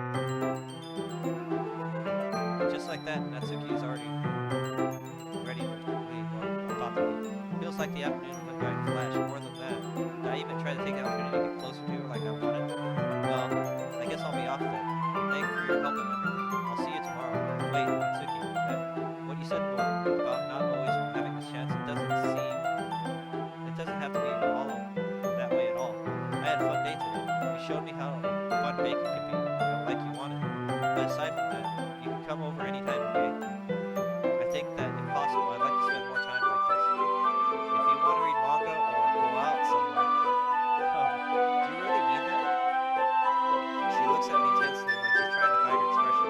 Yeah, I want to spend more time with you. Steve, I thought you only cared about getting this done. I'm sorry I had to leave so early today. I really didn't want to. I would love to stay here longer if I could. I feel the same way as you, so she suddenly gets closer to me. Wait, Natsuki. Standing inches with me, she looks up at me. I feel her fingers gently clutch at the side of my shirt, as if holding on to me. Her rose-colored cheeks and matching eyes fill my vision along with her parted lips. What is happening? My head starts to go dizzy as I feel her soft breasts against me. I felt it for a while now. She jumps back. So, eh? Uh, hi. Oh boy, here we go. Sayori, just now we weren't. It's okay. I just stopped by to say hi. Well, you should have come a little earlier. I'm already my way out. Oh, really? That's too bad. Yeah, well, I'll still see you at the festival tomorrow, so it's fine. Just don't eat any of my cupcakes before then. Anyway, later. Clearly flustered, Natsuki hurries off and Sayori waves goodbye. Sayori, I thought you didn't want to come over today. imagination was being really mean to me. So I had to come over and see it for myself. See what are you talking about? You know, how much fun you were having with Natsuki, how close you got to her. Makes me feel really happy that you've made such good friends. That's all that matters to me. Tears start to fall down Sayori's face. That's all that matters to me. Why am I feeling this way? Am I supposed to be happy for you? Why does it feel like my heart is splitting in half? Oh shit, here we go. It's one of those things. She's starting to jealousy starting to kick in and hurts so much. Even everything hurts so much. This would be so much better if I could just disappear. Oh hell no! Don't say that. It's true. If I wasn't here, then you wouldn't have to waste your sympathy on me. People like this piss me off. Like the whole like they consider themselves so worthless that everything that you do for them is a waste. Even if your best friends or they're a loved one, you know. People need to understand that if you're spending time with someone, it's never a waste if you want it. If you want to do it. It's so weird. You wouldn't have to put up with me being selfish. Monica was right. I should just Monica was right about what? Sayori, what I said was true. I'm not gonna let this continue. Caring about you like this isn't the burden on your mind it's making it out to be. It's something that makes me happy. It's something that I would trade anything else for. So even if it takes an entire lifetime, I'm gonna be by your side until you don't feel any more pain. But Sayori looks away. I'm putting a hand on my shoulder. Okay, I put a hand on her shoulder to assure her. I'm scared, Steve. I'm really scared. What are you scared of? I'm scared that I might like you more than you like me. Sayori. It's true, isn't it? I was weak and started to like you too much. I did this to myself. I like you so much that I want to die. What the fuck, man? Is she fucking yandere? She's not being one of these chicks that's gonna like freak out if she sees me even talking to another chick.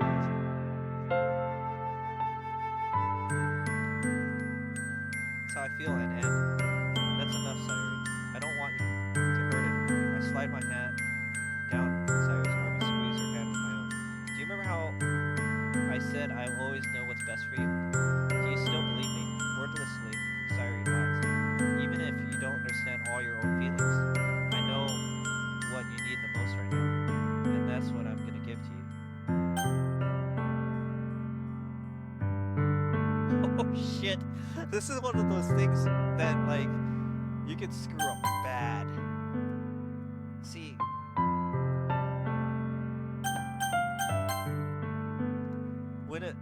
she could possibly be suicidal, so sometimes it's not a good idea to like if you're in love with someone, it's dangerous to tell them that if they're like super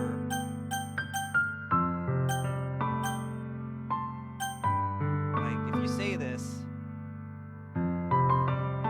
This is really complicated. Eeny, meeny, miny, mo, catch a tiger by its tail.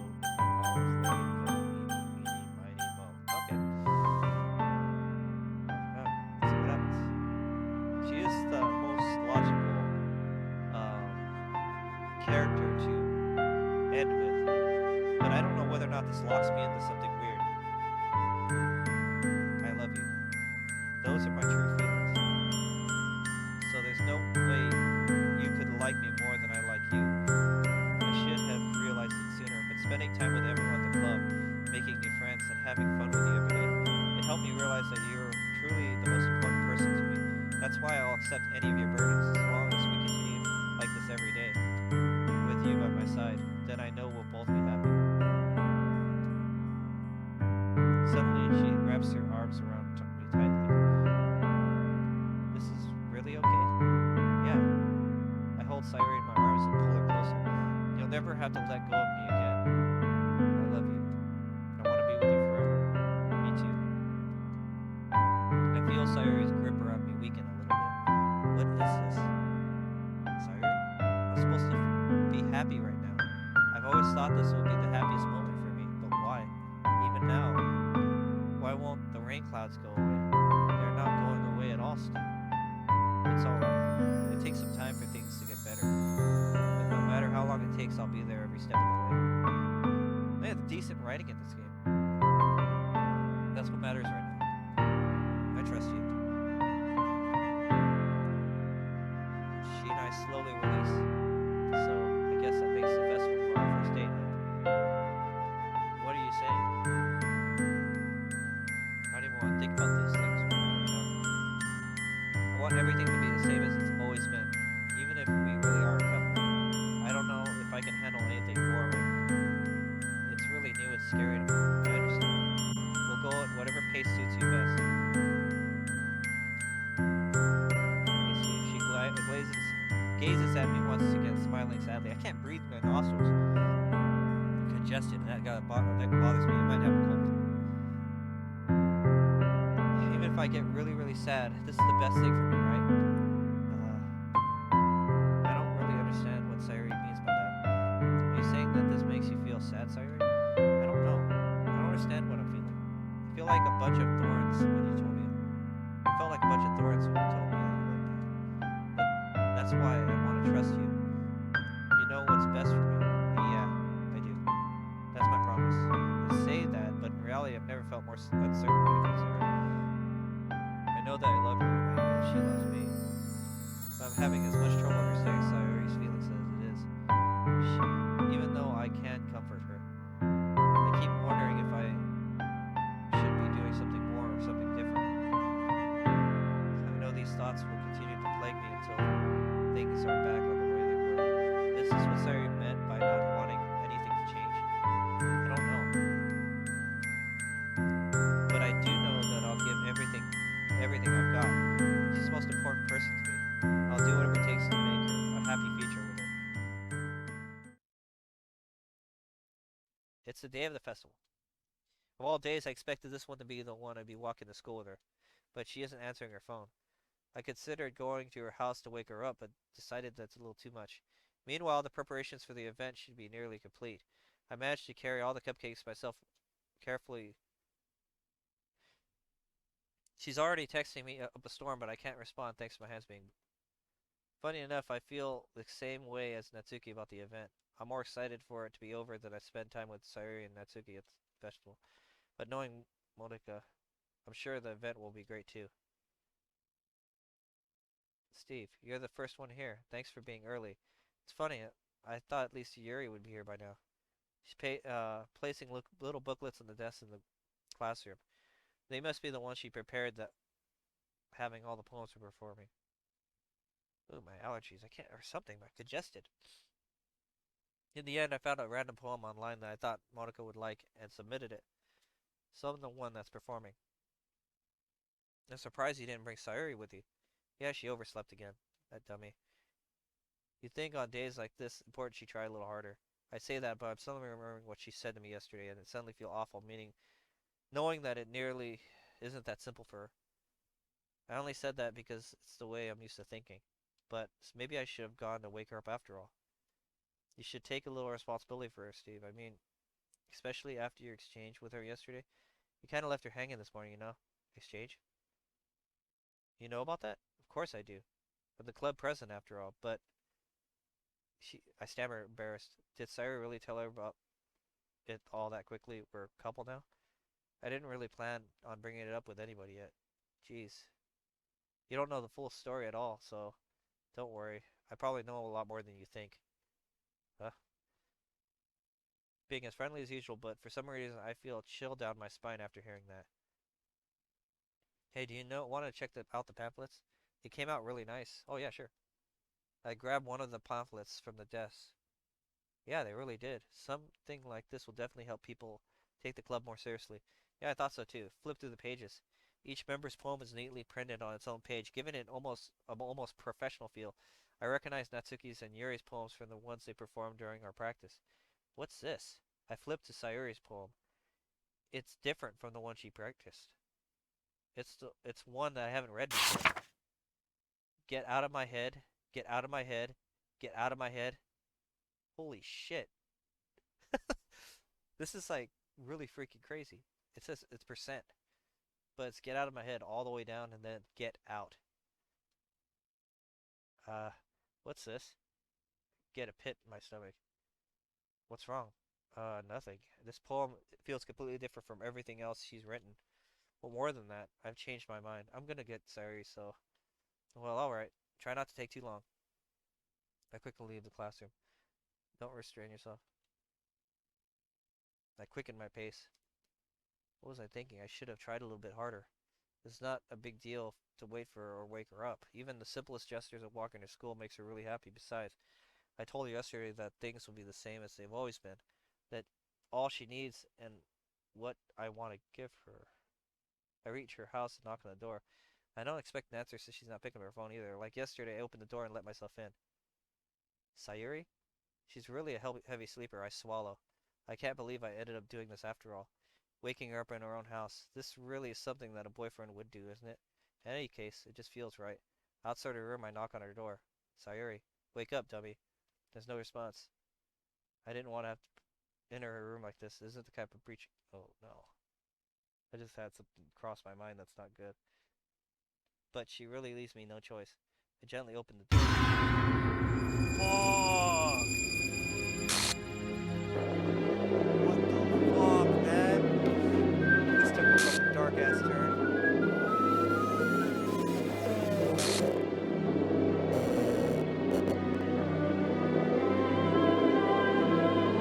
Is that normal?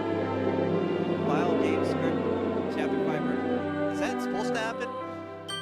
That's not, it looks like a red play error. Oh, that's gone now. What the hell? What the hell? Is this a nightmare? It has to be. This isn't real. There's no way this could be real. Sayori wouldn't do this. Everything was normal up to a few days ago. That's why I can't believe what my eyes are showing me. I suppressed the urge to vomit.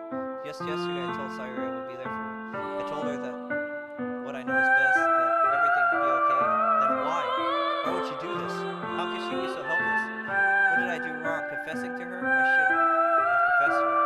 That's not what Sayori needed at all. She even told me how painful it is for others to care about her. But why did I confess to her and make her feel even worse?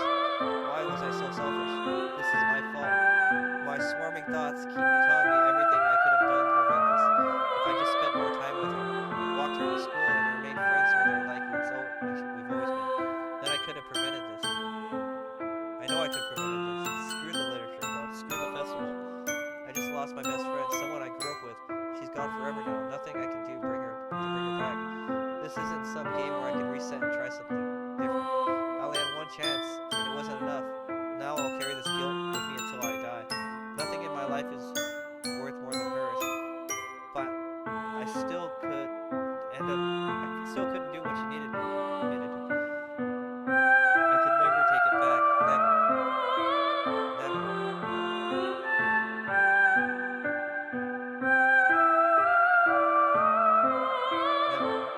Never. That's fucked up, man. Yeah, Rose die. Fuck. That was the end of the bad end, I guess. I don't know exactly what the hell. I really want to know what happened. What the hell? Why is she all fucked up?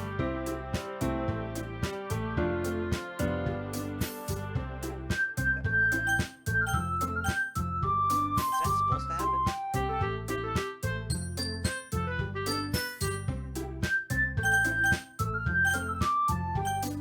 What happens if I try to load that game and pick a different answer?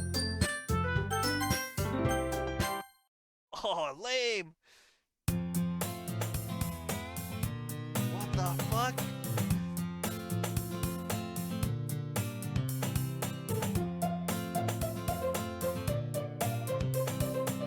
Alright guys, so... Hold on.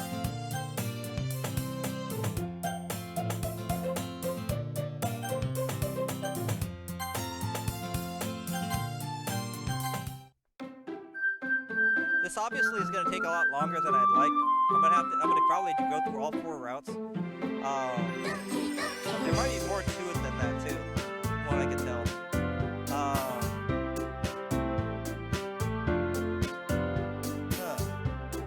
I'm almost tempted to keep going, but it already took me 3 hours. No, yeah, 3 hours to get here. come back next time and go through the game again. There's probably more to it. So I will see you guys next time. If you guys like what you saw, be sure to subscribe so you can see more of it. I will be going through more routes on this game because it's very interesting. It actually really caught me by surprise there with what happened to Natsuki there. Well, not Natsuki, but Sayori. Oh, Natsuki too. There's a couple of good things. So I will see you guys next time. You guys take care and peace out for now. I'll be back probably on Wednesday, 10 p.m. Pacific Standard